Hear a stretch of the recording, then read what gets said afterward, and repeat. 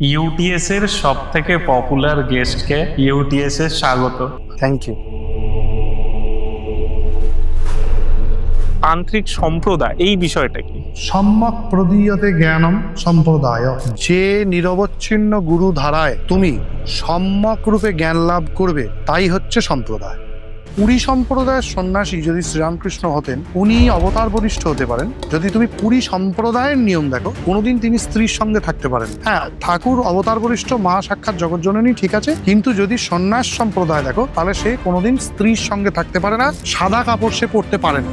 বেলুড় মঠ হচ্ছে যুগোপযোগী সম্প্রদায়। স্বামী বিবেকানন্দ এই ধারায় সন্ন্যাস নেওয়ার পর পঞ্চমকারের ব্যবহারটা কিন্তু আমাদের শাস্ত্রে কিন্তু খাওয়া দাওয়ার ক্ষেত্রে শুধু নয়, আমাদের দেহের মধ্যেই পঞ্চমকার আছে।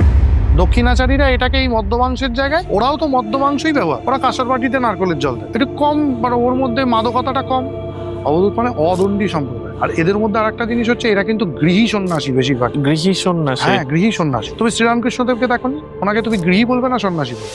দীক্ষা কি? সাধারণ মানুষের জন্য দীক্ষা মন্ত্র উপদেশ। যে দেবতাকে ভালো লাগে সেই দেবতার মন্ত্র গ্রহণ করে, পাঁচ দেবতা তো মূল ইষ্ট হয়, গণেশ, সূর্য, শিব, বিষ্ণু, শক্তি। তার কাউকে শক্তি দেওয়া হলো, শিবের মন্ত্র দেওয়া হলো, তাহলে শিব উপাসনা সে কি করে করবে, শিবের পুজোটা কি করে করবে, তাহলে সে সেই বিষয়ে অনধিকারী হয়ে গেল। গণেশের পুজোটা কি করে করবে, অনধিকারী হয়ে গেল। এই জন্য তাকে পঞ্চায়েতন দীক্ষাই দিতে হবে। বলেছিলাম শিবের 5টা মুখ ছিল, একটা গোপন মুখ ছিল। এই এক এক মুখে আমাদের টোটাল তন্ত্রশাস্ত্রের মন্ত্র সংখ্যা, বীজ মন্ত্রের সংখ্যা হচ্ছে দ্বি-সপ্তকোটি, 7 × 2 14 কোটি। পূর্ণাভিষেক হচ্ছে, এরপর এই পরম্পরায় যখন তুমি শাক্তাভিষেকের পর সেই শক্তি সাধনটা করতে থাকলে, করতে করতে যখন তোমার ক্রমদীক্ষা হচ্ছে, ক্রম কথাটার মানেই তুমি বুঝতে পারছো, স্টেজ, মানে এটা একটা প্রসেস।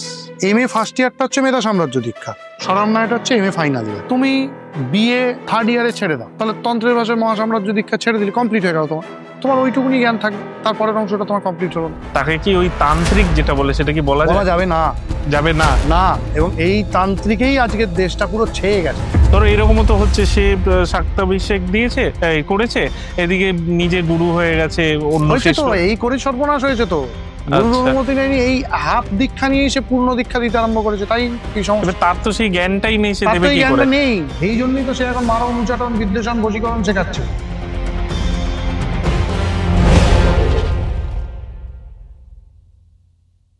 আপনারা শুভমদাকে চাইছিলেন, আর শুভমদাকে আমরা নিয়ে আসলাম। হ্যাঁ, একটু দেরি হয়ে গেছে, বাট হিন্দিতে বলে না, দের আয়ে দুরুস্ত আয়ে। আজকের পডকাস্টটা একটু ডিফারেন্ট, আজকের আলোচনাটাও একটু অন্যরকম। আপনি যদি তান্ত্রিক হতে চান, তাহলে আপনাকে কি কি স্টেপ পার করতে হবে, কিভাবে আপনি দীক্ষা নেবেন, কিভাবে ক্রমদীক্ষা নেবেন, পরপর আরও অনেক স্টেপ রয়েছে। সেই সব কিছু আজকে শুভমদার সাথে আমরা আলোচনা করেছি। তীর্থনাথ সম্প্রদায় এই বিষয়েই মূলত আজকে আলোচনা করেছি। শুভম মণ্ডল আজকের পডকাস্টে, চলুন আজকের পডকাস্টটি শুরু করা যাক।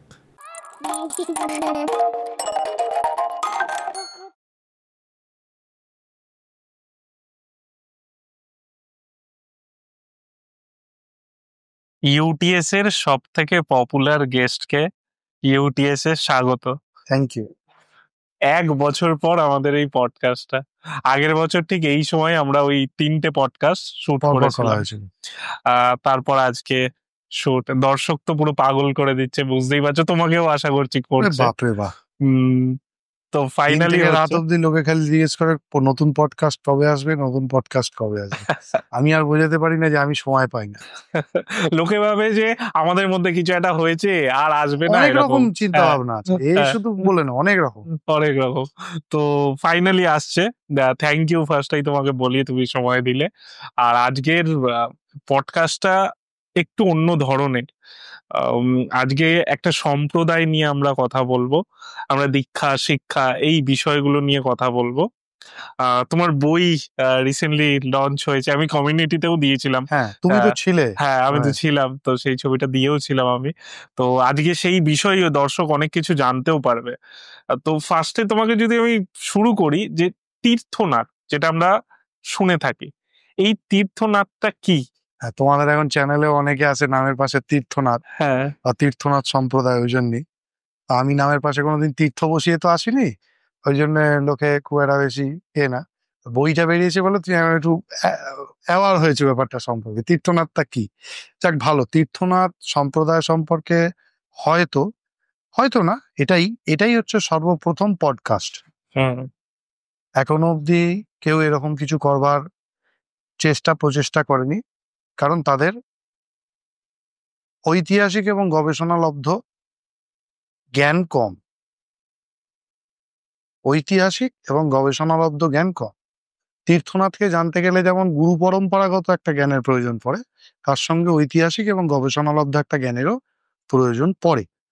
তা লোকে এই গুরু পরম্পরাটা নিয়ে এত বেশি মাথা ঘামিয়েছে, বিকৃতভাবে হোক অবিকৃতভাবে হোক, সেই জন্য এর ঐতিহাসিক দিকটা দেখাটা একদমই প্রায় নজরান্দাজ হয়ে গেছে।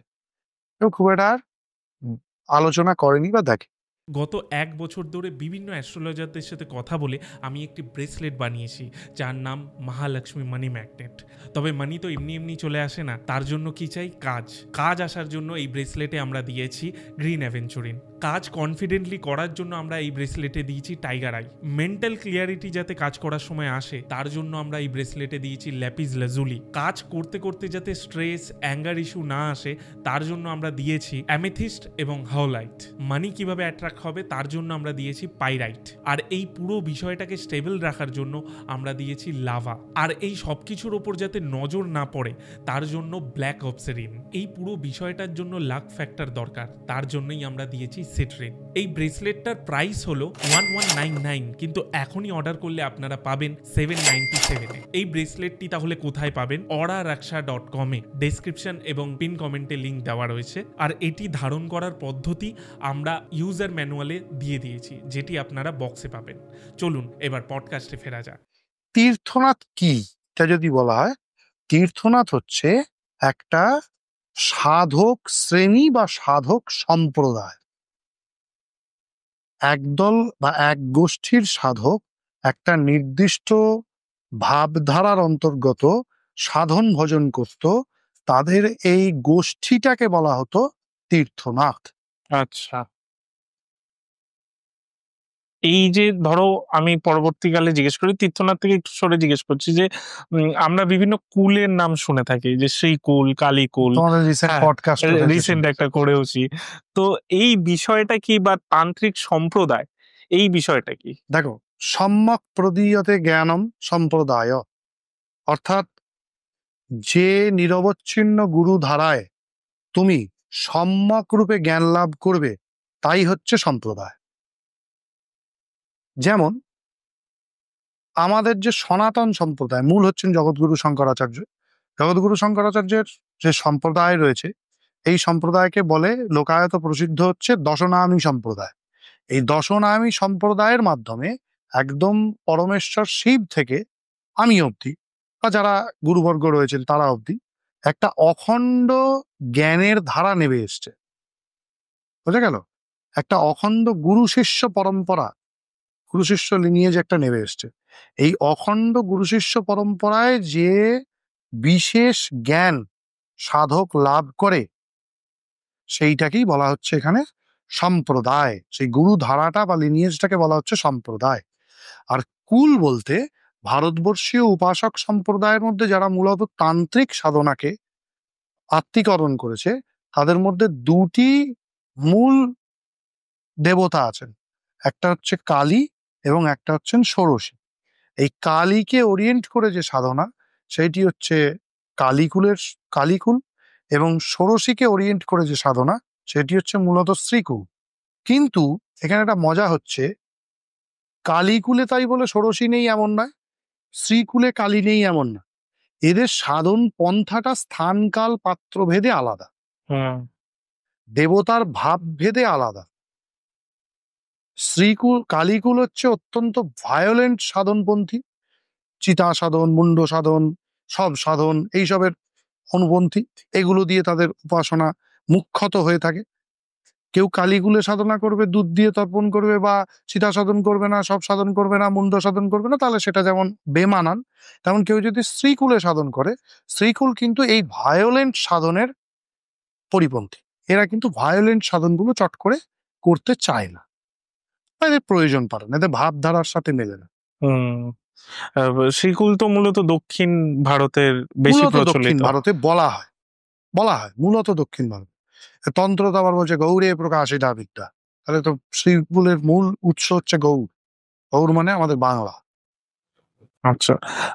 আমি যদি একটা কথা বলি, যেটা বলা হয় তীর্থনাথ, কিন্তু তীর্থনাথ দুটি তো ভারতবর্ষের পৃথক একটি সম্প্রদায় থেকে এসেছে। হ্যাঁ, তো দুটো এই এক দুটো, কি করে হলো? হ্যাঁ, এটা অনেকে এটা বুঝতে পারে না। এই তীর্থনাথ হচ্ছে বলতে পারো এক ধরনের সাধন পন্থার বিবর্তন, আচ্ছা। অ্যামালগামেশন অফ বহু সাধন পন্থা। মানে এটা আমি আমার ব্যক্তিগত গবেষণা থেকে বা কিছু লেখা থেকে বা কিছু জিনিসকে উপলব্ধি করে বলছি। আমি যদি এখন বলি যে তীর্থনাথ হচ্ছে একদম শুদ্ধ, মানে জগৎ সৃষ্টির পূর্বে যা ছিল বর্তমানে তাই আছে, এটা কি কোনোটাই নেই। বর্তমান শঙ্করাচার্যরাও নেই, অনেক কিছুই তাদেরকে নতুন করে যুগোপযোগী ব্যবস্থা দিতে হয়েছে। এটা হয় না, একটা যা ছিল তাই রিজিডলি একটা জিনিস চলে আসছে, এটা কখনো সম্ভব না। বিবর্তনের সাথে সাথে, পরিবর্তনের সাথে সাথে প্রত্যেকটা জিনিসেরই একটা রূপ ভেদ তৈরি হয়, একটা কাল্ট চেঞ্জ হয়, একটা সিভিলাইজেশন চেঞ্জ হয়। তীর্থনাথও বলতে পারো তাই। কিরকম, আমাদের যে বৈদিক সাধন মার্গ বা বৈদিক সন্ন্যাসের যে মার্গ, সেই মার্গে দেখবে তীর্থনামা সন্ন্যাসী আছে, অমুক তীর্থস্বামী এরকম আছে। আবার দেখবে যে গোরক্ষপুর, গীতা প্রেস গোরক্ষপুর বিখ্যাত জায়গা, গোরক্ষপুরের গীতা প্রেস দ্বারা বিখ্যাত। সে গোরক্ষপুরের যে গোরক্ষনাথ সম্প্রদায় শুনেছ, মৎস্যেন্দ্রনাথ, গোরক্ষনাথ, ভৈরবনাথ, এরকম সব বিভিন্ন সম্প্রদায় আছে। এই নাথ কালচার, এই তীর্থ বৈদিক সন্ন্যাসী নাথদের যে কালচার, আবার জৈন বা বৌদ্ধদের যে তীর্থিক নামাজে শ্রমণরা ছিল, এই সমস্ত জিনিসের সাধন পন্থার একটা সংমিশ্রণ হচ্ছে তীর্থ। এটা ইতিহাস বলছে। কুলাবধূত সৎপুরানন্দ বলে একজন আছেন, বৌদ্ধ ধর্মের ইতিহাসের উপরে উনি অনেক কাজ করেছেন, লেখালেখি করেন, আছেন, এখনো জীবিত আছে। ওনার একটা তিব্বতের রহস্যময় যোগী এবং বৌদ্ধ সাধন কেন্দ্রের উপরে বই আছে 3 খণ্ডে। সেখানে উনি বলছেন যে তীর্থনাথের যে এই ধারাটা, এটা এসছে শ্রীকুল থেকে, অবধূত মার্গ থেকে, কিন্তু এই ধারাটার সঙ্গে একটা বিশেষ যোগ আছে হচ্ছে বৌদ্ধ বজ্রযানতন্ত্রে। আচ্ছা।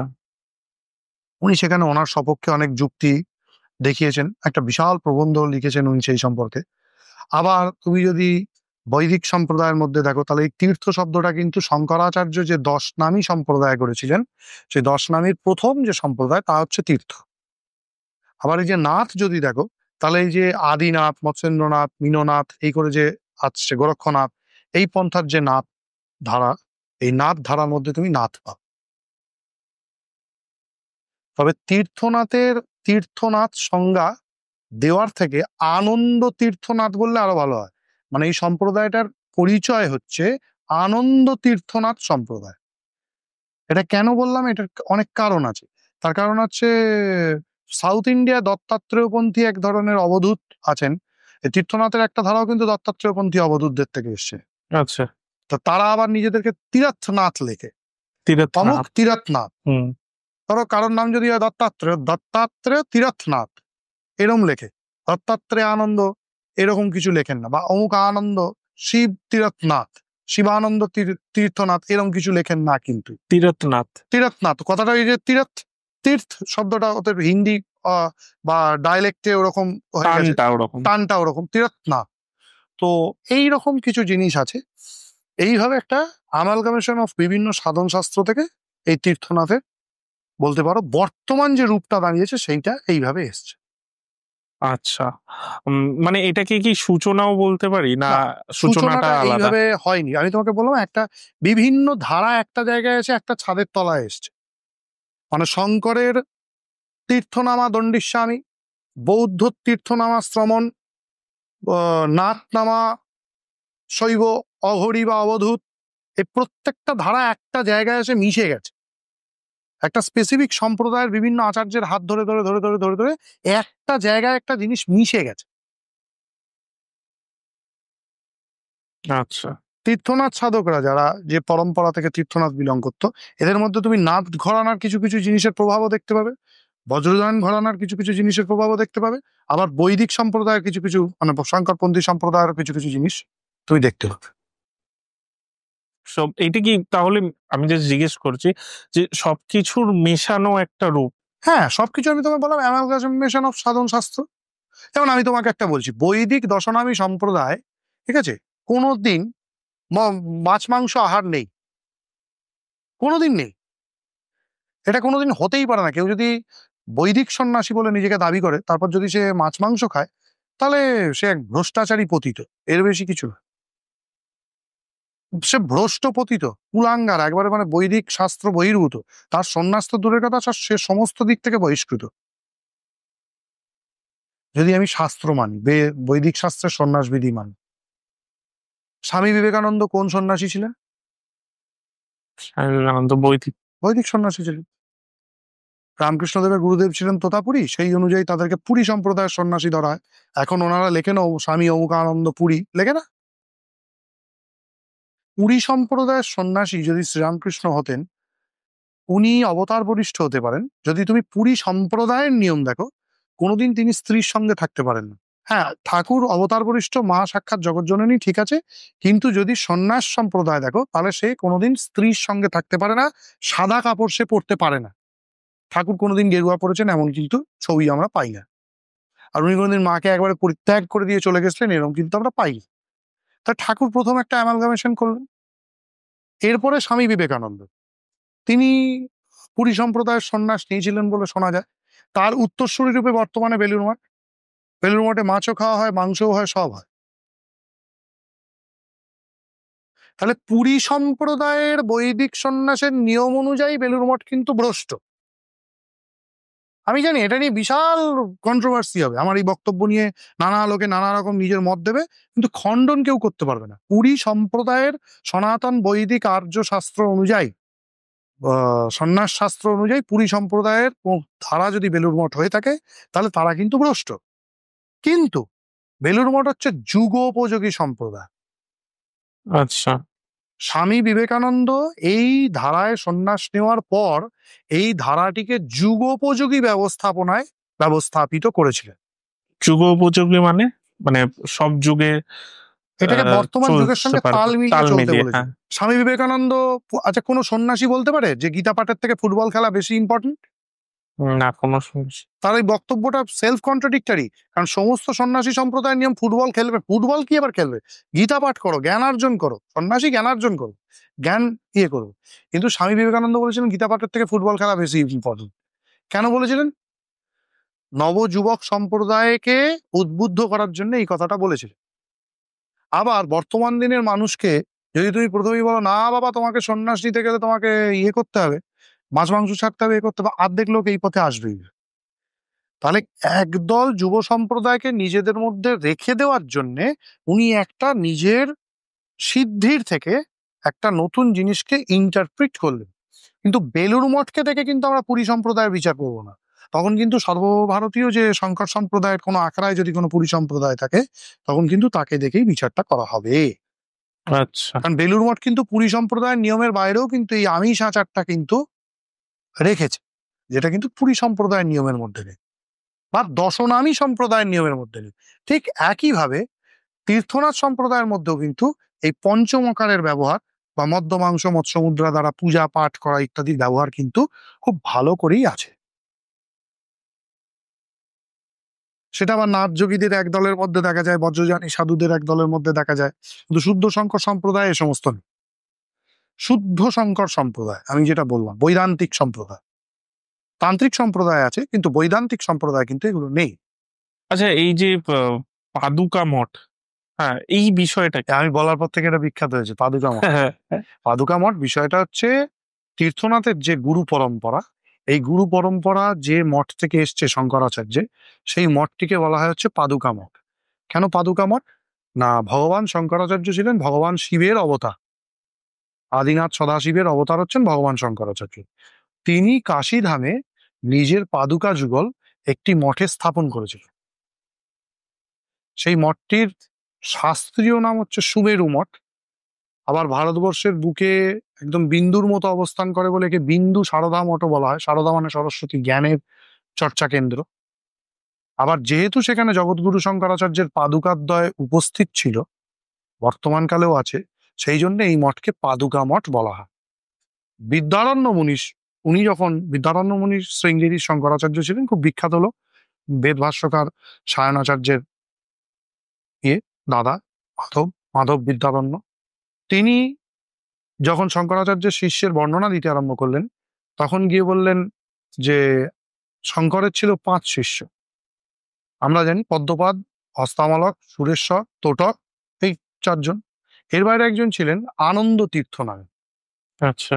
এই আনন্দ তীর্থ শিষ্যের আনন্দ তীর্থ নাম্নশ্চ শিষ্যাস্যুর গৃহীণো ভুবি পাদুকা পীঠমাসাধ্য সম্প্রদায় বিদো ভবেত।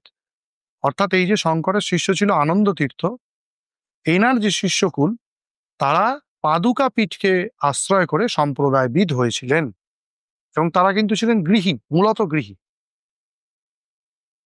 বোঝা গেল? শঙ্করের যে শিষ্যরা গৃহী ছিল, শঙ্করের সন্ন্যাসী শিষ্য ছিল, গৃহী শিষ্য ছিল। গৃহী শিষ্যরা আনন্দ তীর্থের আন্ডারে থাকত। এই পাদুকা মঠ হচ্ছে কাশীতে। কাশীতে এই আনন্দ তীর্থের শিষ্য পরম্পরা থেকে কিন্তু আমরা এই তীর্থনাথের ধারাটা দেখতে পাই। আমি একটু আগে বললাম না আনন্দ তীর্থনাথ, এই আনন্দ তীর্থনাথের প্রথম আনন্দ তীর্থ হচ্ছে এই ব্যক্তি, শঙ্করের পঞ্চম শিষ্য। এর আসল নাম আমরা পরবর্তী যে তাম্রলেখ ইত্যাদিতে পাবো, সেখানে দেখতে পাবো এনার পুরো নামটা হচ্ছে ব্রহ্মানন্দ তীর্থ। আচ্ছা, এই যে পাদুকার কথা বললে, তীর্থনাথে পাদুকার গুরুত্বটা কি? মানে তীর্থনাথে পাদুকার গুরুত্ব, প্রথম কথা হচ্ছে এই মঠকে পাদুকা মঠ বলা হতো তার কারণ এই তীর্থনাথেই একমাত্র ভারতবর্ষে এটা ছিল। শঙ্করাচার্যের পর থেকে এই যে তীর্থনামা গুরুরা যতদিন ওই পাদুকা মঠে বা সুমেরু মঠে ছিলেন, ততদিন তাদের পাদুকা সেখানে সংরক্ষিত থাকত। আর এই তীর্থনাথ সম্প্রদায় হচ্ছে গুরুবাদী সম্প্রদায়। অন্যান্য সম্প্রদায়রা আছে না, অমুক দেবতা অমুক দেবতা ইত্যাদি, কোনো একজন দেবতা, ধরো বৈষ্ণব সম্প্রদায় কৃষ্ণের উপাসনা করে, বিষ্ণুর উপাসনা করে, রামের উপাসনা করে, শৈব সম্প্রদায় শিবের উপাসনা করে, অন্যান্য সম্প্রদায় অন্যান্য। তীর্থনাথ কিন্তু মূলত এই গুরুর উপাসনা করে। এই গুরুর বিভূতি স্বরূপ তীর্থনাথের 3টি দেবতা হচ্ছে কালীতারা, ত্রিপুরা, কালীতারা, ষোড়শী। যদি তুমি পাদুকা মঠে যাও তাহলে সেখানে গিয়ে দেখবে কালীতারা, ষোড়শী। এই কালীতারা, ষোড়শী 3 জনই কিন্তু তীর্থনাথে গুরু, মানে গুরুর স্বরূপ। কারণ এই যে ব্রহ্মানন্দ ঠাকুরের থেকে যে পরম্পরাটা আমাদের এসেছে, সেখানে আমাদের ফিলোসফি হচ্ছে গুরুই ভগবান। আমি তো ভগবানকে প্রত্যক্ষ চোখে দেখি, তাহলে এই গুরুই হচ্ছে আমার কাছে ভগবান, তিনিই আমার কাছে সব। আর তার এই যে গুরুর যে মূল মন্ত্র, গুরু মন্ত্র আমরা বলি না, দীক্ষা নিলে গুরু মন্ত্র বা গুরুর বীজ বা গুরুর মন্ত্র হচ্ছে এই পাদুকা মন্ত্র। এটাকে গুরু পাদুকা মন্ত্র বলা হয়। আচ্ছা। আমরা মানে তোমার সাথে পডকাস্ট করতে করতেই আমরা একটা নাম শুনি, ব্রহ্মানন্দ ঠাকুর। মানে আগের পডকাস্টে আমরা অষ্টাদশ মহাবিদ্যার প্রকরণে বা দশম মহাবিদ্যার প্রকরণে বা বাংলার যে তন্ত্রের ইতিহাস ছিল সেখানে শুনেছিলাম। তো আজকে আমি একটু ওই বিষয়টাকেই ঝালিয়ে নিতে চাই। মানে ব্রহ্মানন্দ ঠাকুর হচ্ছেন শঙ্করাচার্যের পঞ্চম শিষ্য। ইনি, মজার কথা, শঙ্করাচার্য যখন 2500 বছর আগে আবির্ভূত হন, মজার কথা দেখো, তখন বাংলায় ব্রহ্মানন্দ ঠাকুরের জন্ম শঙ্করের কিছু পরে, সামান্য পর। শঙ্করের থেকে উনি বোধহয় বছর 10 বা 15 ছোট ছিলেন। তো ওনার বাবার নাম আমরা তাম্রশাসনে যা পাচ্ছি, তার নাম ছিল হচ্ছে মহেশ্বর আনন্দনাথ। এই আনন্দনাথ হচ্ছে তন্ত্রের পূর্ণাভিষিক্ত সাধকদের পরিচয়। সারা ভারতে যত তান্ত্রিক সম্প্রদায় আছে, শাক্ত সম্প্রদায়, সেখানে প্রত্যেকের পূর্ণাভিষেক সংস্কার হলে তাকে আনন্দনাথ নাম দেয়া, আনন্দনাথ যুক্ত করে একটা নাম দেয়া। ধরো কারোর নাম যদি হয় শিব, তাকে নাম দেওয়া হয় শিব আনন্দনাথ। কারোর নাম যদি হয় ব্রহ্ম, তাকে নাম দেওয়া হয় ব্রহ্মা আনন্দনাথ। ঠিক আছে? তো এই এনার পিতৃ পরিচয়টা পাওয়া যাচ্ছে মহেশ্বর আনন্দনাথ, মায়ের নাম হচ্ছে মহামায়া দেববম্বা। আর এনার বিয়ে হয়েছিল হচ্ছে কমলা দেবীর সাথে, বোধহয় শ্রীকণ্ঠ সার্বভৌমের কন্যা। তা সে কমলা দেববম্বা, আর এই কমলা দেববম্বা আর ব্রহ্মানন্দনাথ এনারা সস্ত্রীক নিজের বাবা মা অর্থাৎ মহেশ্বর আনন্দনাথ এবং মহামায়া দেববম্বার কাছে পূর্ণাভিষিক্ত হন। তখন ওনার নাম হয় ব্রহ্মানন্দনাথ। তার পরবর্তীকালে ওনাদের একটা সন্তান হয়, পঞ্চমকারের সন্তান, সেই সন্তানের নাম হয় ত্রিপুরানন্দনাথ। মজার কথা, এই যে ভগবান শঙ্করাচার্য, এনার সম্পর্কে গোপীনাথ কবিরাজজির একটা লেখাতে আছে যে গোপীনাথ কবিরাজজি বলছেন যে ভগবান শঙ্কর মহেশ্বর নামক কোনো এক ব্যক্তিকে নিজের এই পাদুকা মঠ বা সুমেরু মঠের মহান্ত রূপে প্রথম নির্বাচিত করেছেন। সম্ভবত ব্রহ্মানন্দনাথ তো অভিষিক্ত নাম, তাম্রলেখে ওনার কিন্তু কোনো সাংসারিক নাম পাওয়া যাচ্ছে না। কিন্তু আমার মনে হয় গোপীনাথ কবিরাজ নিশ্চয়ই এই বিষয়ে কিছু গবেষণা করেছিলেন, করে এই যে মহেশ্বর বলে যাকে প্রথম সুমেরু মঠের মহান্ত বলা হচ্ছে বা পাদুকা মঠের মহান্ত বলা হচ্ছে, সেইটি কিন্তু এই ব্রহ্মানন্দনাথেরই হয়তো সাংসারিক নাম। আচ্ছা। আমরা কেবল ব্রহ্মানন্দ, মহানন্দ, বারেন্দ্র স্তন্ত্র পার হবে এইটুকু পেয়েছি। উনি বরেন্দ্র ভূমির বাসিন্দা ছিলেন, মানে উনা বোধহয় বাংলাদেশের কাছাকাছি কোনো জায়গার বাসিন্দা ছিলেন, এইটুকুনি ওনার পাওয়া যাচ্ছে। এর বেশি কিন্তু ওনার সম্পর্কে পূর্ব পরিচয় কিছু পাওয়া যাচ্ছে না। উনি বাবা মায়ের কাছ থেকে তন্ত্রে পূর্ণাভিষিক্ত হন। পরবর্তীকালে ওনার মা, ওনার বাবা, ওনার স্ত্রী দেহত্যাগ করার পর ওনার মনে বৈরাগ্য আসে, তখন উনি প্রব্রজ্ঞা নিয়ে চলে যান ঋষিকেশের কাছে। হরিদ্বার ঋষিকেশ এই অঞ্চলের কাছে ওনার সাথে জগৎগুরু শঙ্করাচার্যের দেখা হয়। তখন উনি জগৎগুরু শঙ্করাচার্যের কাছ থেকে প্রথমে ব্রহ্মচর্য লাভ করেন, পরবর্তীকালে উনি জগৎগুরু শঙ্করাচার্যের কাছ থেকে সন্ন্যাস লাভ করেন। এই যে ব্রহ্মানন্দ নাথ, একে যখন জগৎগুরু শঙ্করাচার্য সন্ন্যাস দিলেন, তখন কেবল আনন্দের শেষে তীর্থ শব্দটা যোগ করে দিলেন। তাহলে ওনার টোটাল নামটা কি দাঁড়ালো? ব্রহ্মানন্দ তীর্থ। ব্রহ্মানন্দ তীর্থ নাথ। কিন্তু আসলে ব্রহ্মানন্দের তান্ত্রিক সম্প্রদায়ের পরিচয় হচ্ছে ব্রহ্মানন্দ নাথ, আর ব্রহ্মানন্দের বৈদিক দণ্ড সংস্কারের পরিচয় হচ্ছে ব্রহ্মানন্দ তীর্থ। এই দুটো জিনিস মিলে গেল এক জায়গায়। দেখো মিসিং লিঙ্কটা বুঝতে পারলে? শঙ্করের তীর্থনামা দণ্ড আর ব্রহ্মানন্দনাথের সংস্কার। এবার শঙ্করের যে দণ্ড প্রদান বিধি আছে, এটাও কিন্তু সনাতন শাস্ত্রে দুই প্রকার দণ্ড সন্ন্যাসের উল্লেখ আছে। একটা হচ্ছে তান্ত্রিক দণ্ড, একটা হচ্ছে বৈদিক দণ্ড। এই যে তান্ত্রিক দণ্ড, এ সম্পর্কে শঙ্করের দণ্ড সন্ন্যাস বিধিতেই লেখা আছে যে বিভিন্ন প্রকারের দণ্ড হয়। কোনোটায় কালী, ভুবনেশ্বরী, কুব্জিকা, গুহ্যকালিকা, তারপরে হচ্ছে উগ্রতারা, এরকম বিভিন্ন দেবী, ষোড়শী ইত্যাদির প্রাণ প্রতিষ্ঠা করা থাকে। আর যেটি বৈদিক দণ্ড, সেটির মধ্যে নারায়ণের প্রাণ প্রতিষ্ঠা করা থাকে। এই যে একদিকে দণ্ডী স্বামীদের হাতে একটা দণ্ড থাকে না, এই দণ্ডের মধ্যে শঙ্করের ছবির মধ্যে দেখতে পাবে, এই দণ্ডের মধ্যে গাঁট অনুযায়ী প্রথম হচ্ছে 6 থেকে 14 গাঁট অব্দি হয়। 6 গাঁটের দণ্ডের নাম হচ্ছে সুদর্শন, তারপরের গাঁটের হচ্ছে 8 গাঁট, সেখানে হচ্ছে নারায়ণ, তারপরের দণ্ডের নাম 10 গাঁট, নাম হচ্ছে গোপাল, তারপরের 12 গাঁট, নাম বাসুদেব, 14 গাঁট, নাম অনন্ত। এইরকম করে তন্ত্রেও এই কিন্তু 6 থেকে 14 অব্দি গ্রন্থির বিভাগ আছে বা গাঁটের বিভাগ আছে। সেই রকম ভুবনেশ্বরী, দক্ষিণাকালী, কুব্জিকা, গুহ্যকালিকা, বালা, ত্রিপুর সুন্দরী এবং উগ্রতারা, এইভাবে দণ্ডের বিভাগ করা আছে। তন্ত্রের ফিলোসফিতে এইগুলো আছে। শঙ্কর ব্রহ্মানন্দ ঠাকুরকে যে দণ্ডটা দিয়েছিলেন, পাদুকা মঠের যে সাধন সিস্টেম, এই সাধন সিস্টেমটা কিন্তু তান্ত্রিক দণ্ডের সিস্টেম, বৈদিক দণ্ডের সিস্টেম নয়। এই জন্য এরা একটা আলাদা সম্প্রদায় নিজেদেরকে দাবি করে। আচ্ছা। তীর্থস্বামী একটা শঙ্করের সম্প্রদায়, তীর্থনাথ একটা নাথ একটা এটা সম্প্রদায়, আলাদা দুটো আলাদা সম্প্রদায়। এই ক্ষেত্রে কি আচারটা কি না আলাদা? না, যারা তীর্থস্বামী তারা মূলত দক্ষিণাচারী, আর যারা তীর্থনাথ তারা মূলত কৌলাচারী বা বামাচারী। বামাচারী, আচ্ছা। না, আচারটাও আলাদা হয়ে আচারটা যাচ্ছে। ভেদ আছে। কিন্তু আবার আমি দেখেছি তীর্থনাথ পরম্পরায় যদি কেউ দণ্ড গ্রহণ করে থাকে, ব্রাহ্মণ শরীর হলেই দণ্ড রাখতে পারবে, ব্রাহ্মণ শরীর না হলে সে দণ্ড নিয়ে ঘুরতে পারবে না। ঠিক আছে? তো সেই ক্ষেত্রে কিন্তু তারা কিন্তু যদি দণ্ড রেখে দেন, তাহলে তারা কিন্তু একটা সার্টেন টাইমের পর কিন্তু আর পঞ্চতত্ত্বের ব্যবহার করেন না, আচ্ছা। মদ্যমাংসের ব্যবহার কিন্তু করেন না। মানে এটা কি নিয়ম, এটা নিয়ম যে ব্যবহার করা যাবে না? না, যাবে না মানে একটা জিনিস বোঝো, পঞ্চমকারের ব্যবহারটা কিন্তু আমাদের শাস্ত্রে কিন্তু খাওয়া দাওয়ার ক্ষেত্রে শুধু নয়, না। আমাদের দেহের মধ্যেই পঞ্চমকার আছে।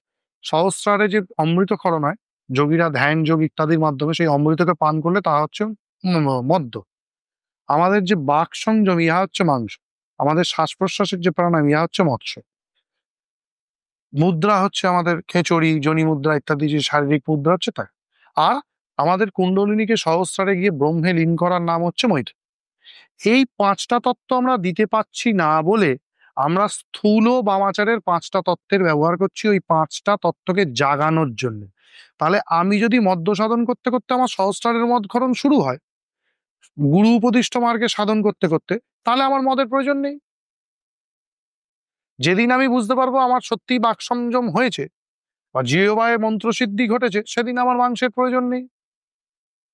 যেদিন আমি প্রাণায়ামে সিদ্ধ হব সেদিন আমার মাছের প্রয়োজন নেই, যেদিন আমি ব্রহ্মস্থিতি লাভ করব সেদিন আমার ভৈরবীর প্রয়োজন নেই।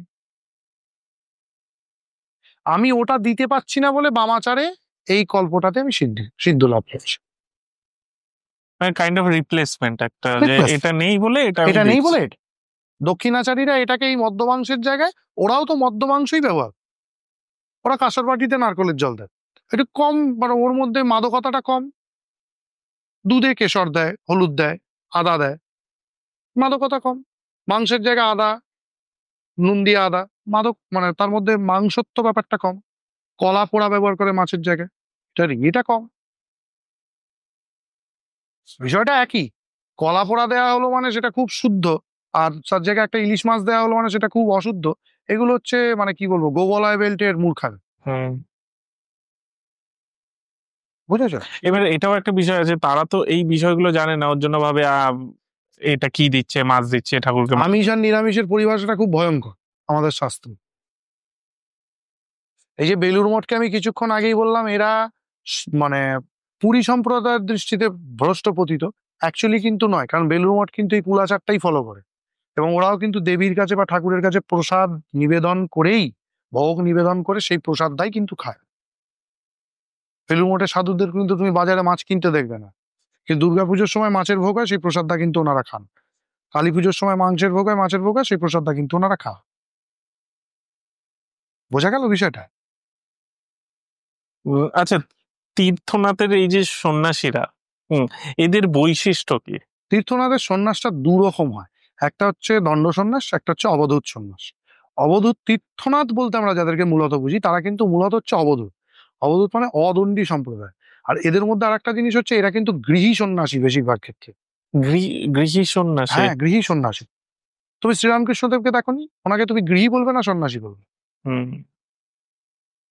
বলো, ওনার ঠাকুরকে তুমি ওনার গৃহী ক্ষেত্রে বলবে না সন্ন্যাসী বিষয়গুলো বলবে? বিষয়গুলো তো আলাদা হয়ে যায়। আলাদা হয় না, সাধন করতে করতে যখন তুমি সেই সাধনের স্তরে পৌঁছে যাবে, হ্যাঁ, সন্ন্যাস মানে কি?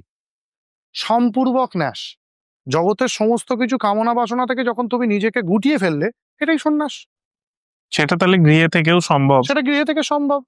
এবার শাস্ত্র বলছে এই ভাবটা এলে হবে না, কিন্তু তোমাকে সঠিক গুরুর কাছ থেকে এই পদ্ধতিতে সেই সংস্কারটা গ্রহণ করতে হবে। ধরো একটা ছেলে কোনোদিন স্কুল যায়নি, কোনোদিন সে স্কুল যায়নি, অথচ তার ক্লাস 10 থেকে 11 অব্দি সমস্ত পড়াশুনো সে নিজে বাড়িতে বসে করেছে, তাহলে কি তাকে আমরা মাধ্যমিক পাস বলতে পারবো? এটা খুব কঠিন।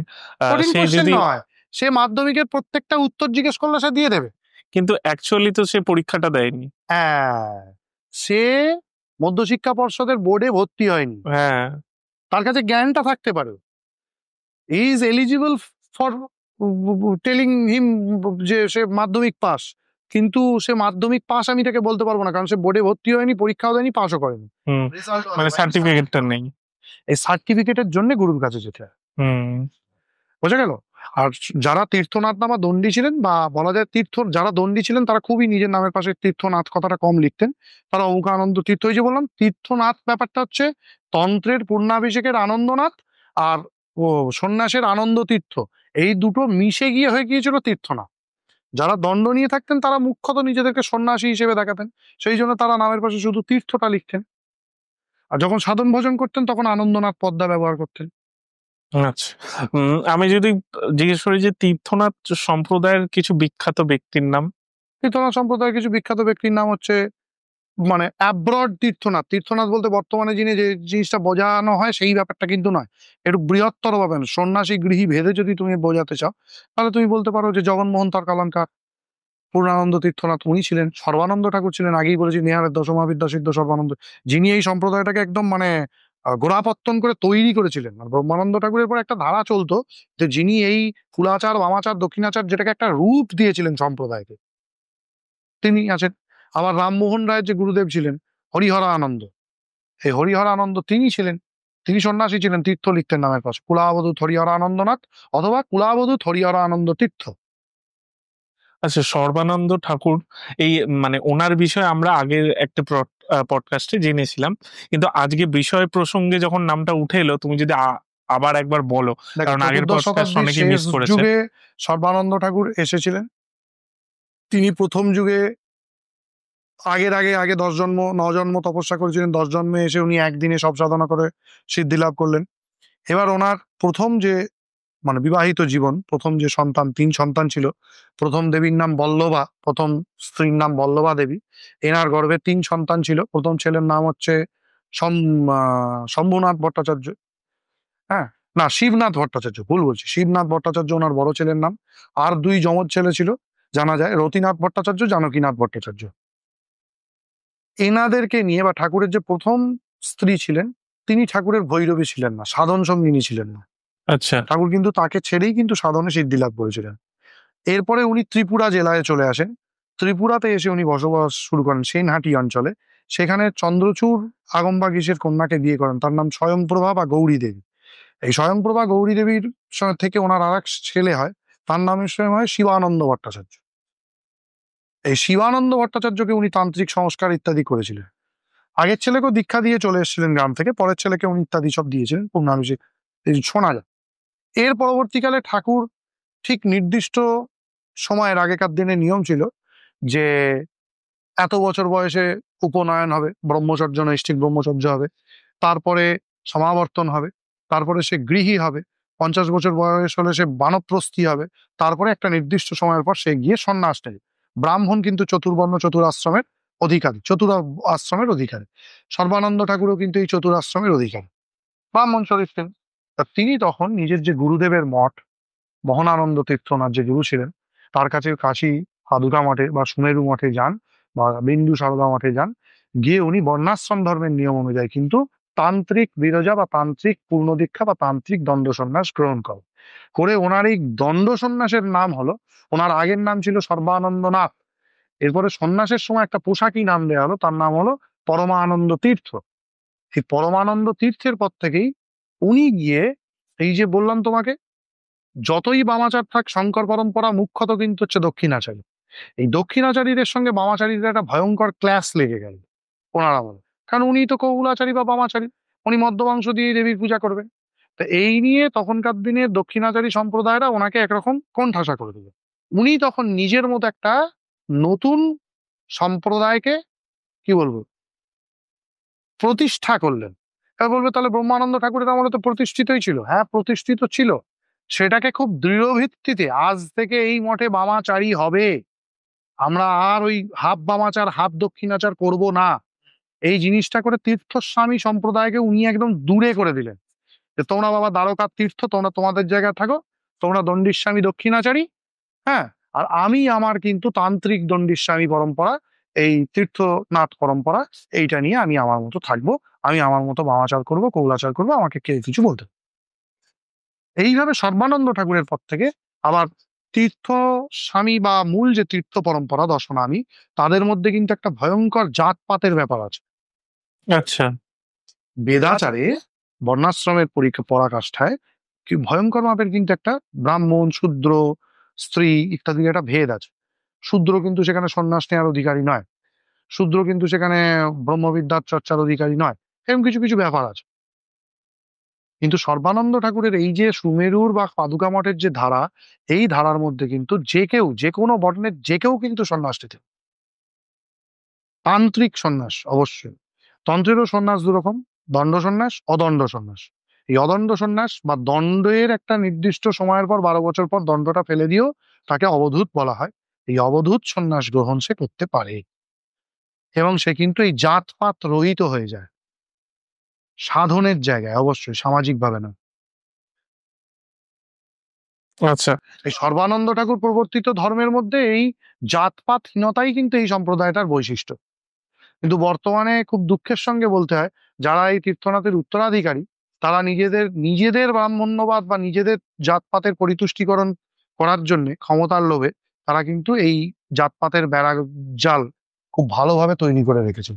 ওটাই আমি বলতে যাচ্ছিলাম যে বর্তমানে কেমন চলছে এই সম্প্রদায়ের চলছে, গতি, চলছে, থেমে গেলে? থেমে কোনোদিনই যাবে না। না, ওই থেমে গেলে না, তুমি থেমে গেলে। আমি থেমে গেলে মানে তুমি থেমে গেলে বলতে তুমি হঠাৎ এই চলছে এর মধ্যে একটা ব্রেক রয়েছে মনে হলো। চলছে মধ্যে ব্রেক বলতে পারো। মানে তীর্থনাথ সম্প্রদায়ের ওপরের গুরুরা এখন ওপর থেকে বসে ভাবছে আমরা এদের জন্য, মানে আমরা সম্প্রদায় গঠন করেছিলাম। চোর, চিটিংবাজ, মাতাল, লম্পট, চরিত্রহীন, অর্থ লুণ্ঠনকারী, সম্মান লুণ্ঠনকারী,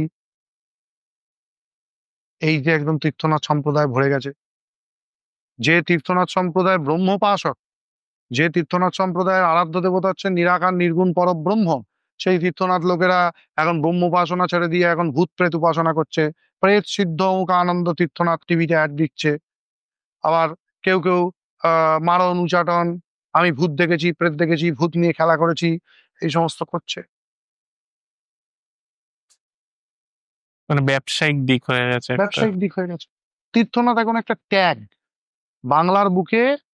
যারা তীর্থনাথকে মানে তাদের কাছেও তীর্থনাথ একটা টাকা কামানোর রাস্তা, আর যারা তীর্থনাথ মানে না, তীর্থনাথ বিরোধী, তাদের কাছেও তীর্থনাথ একটা টাকা কামানোর রাস্তা। বিরোধীরা কি করে কামাচ্ছে? বিরোধীরা কেন কামাবে না? কি বলে কামাচ্ছে? মানে এরা নয় বর্তমান বাংলার বুকে যারা রিনাউন্ড গুরু দীক্ষা দেন, তারা প্রত্যেকেই এই তীর্থনাথ সম্প্রদায়ের অনুগৃহীত হয়েই দীক্ষা দেন। গিরি, পুরী, ভারতী, কচুরি যত সম্প্রদায় আছে, তাদের প্রত্যেকেরই যদি তুমি বলো যে দাদা আপনার সম্প্রদায়ের নিয়ম কানুন আচার খাতাপত্র বইপত্র একটু বার করুন তো, সেখানে গিয়ে দেখবে ওই তীর্থনাথের ওই লেখাগুলো বা ওই তীর্থনাথের আচার্যরা তাদের দিয়ে গেছে, ওইগুলোকেই তারা অনুসরণ করছে, অন্ধ অনুসরণ। তাদের নিজেদের স্বকীয়তা নষ্ট হয়ে গেছে। আচ্ছা, আমি তাহলে এবারে এটা থেকে একটু এগোই, কারণ আরো কন্ট্রোভার্সি বেড়ে যাবে। তারপর পূর্ণানন্দ তীর্থনাথ, তীর্থনাথ, সরি, হ্যাঁ, পূর্ণানন্দ তীর্থনাথ, ওর ইনি কে? পেছনে ছবি আছে। ইনি কে? এনার নাম ছিল পণ্ডিত জগন্মোহন তর্কালঙ্কার। সর্বানন্দ ঠাকুরের পর, মানে বলতে পারো এই সর্বানন্দ ঠাকুরের বংশেই এই লোকটার জন্ম। সর্বানন্দ ঠাকুরের পর শিবানন্দ, ওই যে বললাম গৌরী দেবী, শিবানন্দ, তার ছেলে জয়ানন্দ, তার ছেলে কালিকানন্দ, এরকম করে অধস্থান যাদবেন্দ্র নারায়ণ বলে একজন ছিলেন। তার থেকে তারও অধস্থান পুরুষ হিসেবে এই জগন্মোহন তর্কালঙ্কার এই সর্বানন্দ বংশের সন্তান ছিলেন, সর্ববিদ্যা বংশ বা সর্বানন্দ বংশের সন্তান ছিলেন। এই জগন্মোহন তর্কালঙ্কার কিন্তু এই তীর্থনাথ সম্প্রদায় দায়ভার আবার নিজের হাতে নিয়েছিলেন। এবং তীর্থনাথ সম্প্রদায়ের যে লুপ্ত গৌরব ছিল, যে সমস্ত বইপত্র, পুঁথিপত্র, সাধন শাস্ত্র, সাধন ভজনের পদ্ধতি, পূর্ণাভিষেক পদ্ধতি, এগুলো যখন একটা টাইমের প্রত্যেকটা সময় তো একটা ক্ষয়িষ্ণু হয় সাধকের অভাবে, মানুষের অভাবে, তখন উনি, ওনার জন্ম হচ্ছে 1829 খ্রিস্টাব্দে, মারা গেছেন উনি 1900 খ্রিস্টাব্দে। ঠিক আছে? তো এই টাইমের মধ্যে জন্মে উনি এই টোটাল তীর্থনাথ সম্প্রদায়কে আবার ঘুরিয়ে দাঁড় করিয়েছিলেন। কারণ উনার সময়ের আমলের অবধি তীর্থনাথ সম্প্রদায় কিন্তু খুব ক্ষয়িষ্ণু হয়ে গিয়েছিল। কারণ দেখো, আমি তোমাকে বললাম না, এই মদ, মাংস, মাছ ইত্যাদি এগুলো কিন্তু যদি কোনো অযোগ্য ব্যক্তির হাতে পড়ে যায়, তাহলে কিন্তু এগুলোর ভয়ঙ্কর পরিণতি হবে। সুমেরু মঠ বা এই তীর্থ সম্প্রদায়ের মধ্যেও কিন্তু এই জিনিসটাই হয়েছিল, বর্তমানে আবার হচ্ছে। আচ্ছা, মানে দণ্ডির স্বামী সন্ন্যাসী, সে বিয়ে করে তার একটা বাচ্চা করে ফেললো, দিয়ে আবার তাকে দণ্ডির স্বামী করে দিয়ে মঠের মহন্ত করে দিল। এই রে। এরকম ঘটনা ঘটেছে। শিবানন্দ বলেছিলেন, সুমেরু মঠের এক মহান্ত, তার শিষ্য বা ছেলে, তারা ভৈরবী ছিল, তারই ছেলে বলা হয় বিশ্বেশ্বর আনন্দ তীর্থ। এবং এই শিবানন্দ আর বিশ্বেশ্বর আনন্দর আমলে পুরো পাদুকা মঠের সমস্ত, মানে কি বলবো, প্রায় 1200-1400 বছর ধরে জমানো পুঁথিপত্র, ঠাকুর দেবতা, বাসনপত্র, জিনিসপত্র সব বিক্রি হয়ে গেছে। 7খানা বাড়ি ছিল সুমেরু মঠের বা পাদুকা মঠের, 7টা বাড়ি কাশীর মুখে, সব বেঁচে দিয়েছিল। ভৈরবীর চক্করে আর মদের চক্করে সব বিক্রি হয়ে গেছে। এই সময় থেকে দাঁড়িয়ে শিবানন্দজির পরে আসেন, বিশ্বেশ্বরানন্দের পরে এই মঠের দায়িত্ব নেন ব্রহ্মানন্দ তীর্থ নামক আর একজন মহাসিদ্ধ তপস্বী। হ্যাঁ, তো তার পূর্ব হিস্ট্রি কিছু পাওয়া যায় না, কিন্তু যেটা মঠের ইতিহাসে লিখিত আছে, যে একজন ব্যক্তি আসেন, এসে মঠের দায়িত্ব হাতে নেন বিশ্বেশ্বরানন্দের পরে। কারণ এই শিবানন্দ, বিশ্বেশ্বরানন্দ কুকুরের মতো মরেছে, অসহ্য যমযন্ত্রণা ভোগ করে এরা মারা গেছে। তো সেই সময় এই বিশ্বেশ্বরানন্দ খুবই অল্প বয়সী ছিল, কারণ ওর পরিমণ্ডলটা ভালো ছিল না। তা তার হাত থেকে উনি যখন এই ব্রহ্মানন্দ স্বামীজি আসেন, এই ব্রহ্মানন্দ স্বামীজির খুব কাছের লোক ছিলেন জগন্মোহন তর্কালঙ্কার বা পূর্ণানন্দ তীর্থনাথ। তিনি তখন, ব্রহ্মানন্দ স্বামীজি একটা কমিটি গঠন করেছিলেন সুমেরু মঠের এই হরিত গৌরব পুনরুদ্ধারের জন্য। এই কমিটির মাথায় ছিলেন জগন্মোহন তর্কালঙ্কার, আরো লোক ছিল, নীলমণি মুখোপাধ্যায় ছিল, মহেশচন্দ্র পাল ছিল, আরো অনেক লোক ছিল, তার মধ্যে উনি অন্যতম ছিলেন। ওই বংশের ছেলে তো, ওনার লেগে। এরপরে ব্রহ্মানন্দ স্বামীজির পরে এসছেন কালিকানন্দজি, কালিকানন্দজির পরে এসছেন পূজ্যপাদ সত্যজ্ঞানেশ্বরানন্দজি, তারপরে এসছেন পরমাত্মানন্দজি, নিত্যানন্দ বাবা, চুচুড়োর পাহাড়ি বাবা যাকে বলা হয়। এইভাবে সুমেরুর মহান্ত পরম্পরাটাও তৈরি হয়েছে। আর জগন্মোহন তর্কালঙ্কারজি এর দ্বারা, ওনাদের দ্বারা সন্ন্যাসী পরম্পরাটা রেডি হয়েছে। আর পূর্ণানন্দ তীর্থনাথ বা জগন্মোহন তর্কালঙ্কারের হাত ধরে গৃহস্থ পরম্পরাটা আবার ঠিক হয়েছে। ওই যে বললাম সুমেরুতে প্যারালাল দুটো পরম্পরা ছিল, একটা সন্ন্যাসীদের পরম্পরা, একটা গৃহস্থের পরম্পরা। সত্যজ্ঞানেশ্বরানন্দজিদের থেকে এসছে সন্ন্যাসীর পরম্পরা, তর্কালঙ্কার মশাইয়ের থেকে এসছে গৃহস্থের পরম্পরা। এই ব্রহ্মানন্দ স্বামীজির একজন শিষ্য ছিলেন, হ্যাঁ, তার নাম ছিল রামেশ্বর পঞ্চতীর্থ। পরবর্তীকালে তিনি এই যখন এই সময়, না উনি ব্রহ্মানন্দ স্বামীজির শিষ্য ছিলেন না, উনি ছিলেন হচ্ছেন আমাদের এই শিষ্য, বিশ্বেশ্বরানন্দ শিষ্য। আচ্ছা। তখন ওনার নাম ছিল কালানন্দ তীর্থনাথ। বিশ্বেশ্বরানন্দ নয়, শিবানন্দ নয়, বিশ্বেশ্বরানন্দ, সম্ভবত শিবানন্দেরই শিষ্য ছিল আমার যতদূর মনে পড়ছে, কালানন্দ তীর্থনাথ। উনি পরবর্তীকালে যখন মঠে এই ডামাডোল সৃষ্টি হলো, উনি মঠ ছেড়ে এইসব ছেড়ে একদম বেরিয়ে গেছিলেন। এই আশ্রম সম্প্রদায়ের দণ্ড সন্ন্যাসী ছিলেন। তখন ওনার নাম হয় রামেশ্বর আশ্রম, দণ্ডীস্বামী রামেশ্বর আশ্রম। পরবর্তীকালে মঠের যখন এই সমস্যা আবার দূর হয়ে যায়, সত্যজ্ঞানেশ্বরানন্দজির সময়, ব্রহ্মানন্দ স্বামীজির সময়, তখন ওরা আবার মঠের ধারাতে ফিরে চলে আসে। এসে উনি আবার এই নতুন করে নিজের সংস্কারগুলো ঠিক করেন। করে তখন উনি রামেশ্বরানন্দ তীর্থ নামে বিখ্যাত হন, এবং ইনি সত্যজ্ঞানেশ্বরানন্দজির খুব কাছের লোক ছিলেন। এইভাবে একটা দণ্ডী সম্প্রদায় ঠিক হন। আর তার পাশাপাশি প্যারালাল গৃহীদেরকে ঠিক করে ঠিক রাস্তায় আনার জন্য এই পূর্ণানন্দ তীর্থনাথ, এনার গুরুত্ব কিন্তু অসীম। উনি কাজ করেই উনি যায়। কাজ করেছেন, সাধন শাস্ত্র প্রণয়ন করেছেন, তন্ত্রোক্ত নিত্য পূজা, রহস্য পূজা, দশবিধ সংস্কার, তন্ত্রোক্ত শ্রাদ্ধ পদ্ধতি, মহানির্বাণ তন্ত্র, গুরুতন্ত্র, আরো বহু বহু বহু কাজ করেছেন। আত্মতত্ত্ব আচ্ছা, আমি দর্শন। আমি জাস্ট জিজ্ঞেস করছি, এটা একটা মানে বাজে কোয়েশ্চেনও হতে পারে, বাট আমি জিজ্ঞেস করছি, ধরো ধরো উনি যে এই যে ডিসিপ্লিনটা আনছে, যেটা একদম মানে ভেঙে গেছিল, এই ডিসিপ্লিনটা আনলো কিভাবে? মানে কোনো বই লিখে হ্যাঁ, বই লিখে। সেটা প্রচার ওনার মেইন হয়েছে? কাজ ছিল প্রচার প্রসার এবং বই লেখা। সেই প্রচার মাধ্যমটা কি শুধু বই লেখা? বই লেখা, তখনকার দিনে তো তাই ছিল, পত্রপত্রিকায় লেখালেখি, বই লেখা আর জনমাধ্যমে প্রচার করা, আচ্ছা, শিষ্যদের দ্বারা প্রচার করা জিনিসটাকে, একটা ভাব, একটা মানে রীতি নীতিকে প্রচার করা। আমরা অনেকেই জানি না, আমরা জগন্মোহন তর্কালঙ্কারকে চিনি কিরম ভাবে চিনি না, বিদ্যাসাগর মশাইয়ের খুব কাছের লোক ছিলেন জগন্মোহন তর্কালঙ্কার, এবং সহপাঠী সহযোদ্ধা ছিলেন হচ্ছেন জগন্মোহন তর্কালঙ্কার। উনি সংস্কৃত কলেজের লাইব্রেরিয়ান ছিলেন, পূর্ণানন্দ তীর্থনাথ সংস্কৃত কলেজের লাইব্রেরিয়ান ছিলেন। আচ্ছা, ধরো যারা শিষ্য, তাদের কাছে এই বই বা এই যে পত্রিকা, এই মারফত তাদের কাছে এই ইনফরমেশন গুলো যাচ্ছিল। ইনফরমেশন গুলো দেয়া। এবার তারা যে ডিসিপ্লিন মানে সেইভাবে মানছে, সেইটা কিভাবে দেখতো? এটা তখনকার দিনে গুরুরা তো দেখতো। দেখতো? হ্যাঁ, তো বিভিন্ন জায়গায় তো রয়েছে তাদের শিষ্যরা, শিষ্যরা ডিসিপ্লিন মনিটর করা। মানবে তবেই তো তুমি গুরুকরণ করবে তাকে। না, যেহেতু তুমি বলছো যে একদম বিগড়ে গেছিল, হ্যাঁ, ভেঙে গেছিল। বিগড়ে গিয়েছিল অর্থাৎ কি, যদি তুমি দেখো দেশের রাষ্ট্রপতি যিনি, তিনি এরকম কোনো কাজ করেছেন, তাহলে দেশের লোকের মধ্যে কি প্রভাব পড়লো? ও, রাষ্ট্রপতি উচ্ছৃঙ্খল, উনি এরকম মহিলা ঘটিত কাণ্ডে জড়িত, ওনার এরকম বাজে কাণ্ড আছে, তা আমরাও করি। এই প্রথম হচ্ছে দেশের রাষ্ট্রপতিকে সরানো, যেটা করেছিলেন ব্রহ্মানন্দ স্বামীজি। হলো, তারপরে উনি নিয়ে এলেন জগন্মোহন তর্কালঙ্কার। কারণ সন্ন্যাসীদের দিকটা একরকম, সন্ন্যাসীদের দিকটা সন্ন্যাসী সামলাবে, ব্রহ্মানন্দ স্বামীজি সামলাবেন, তার উত্তরাধিকারীরা সামলাবেন। আর উনি নিয়ে এলেন হচ্ছেন জগন্মোহন তর্কালঙ্কারকে এই গৃহী সন্ন্যাসীদের মধ্যে বা এই গৃহী সাধক গোষ্ঠীর মধ্যে যেন কোনো রকম কোনো ক্ষোভ উপস্থিত না হয়।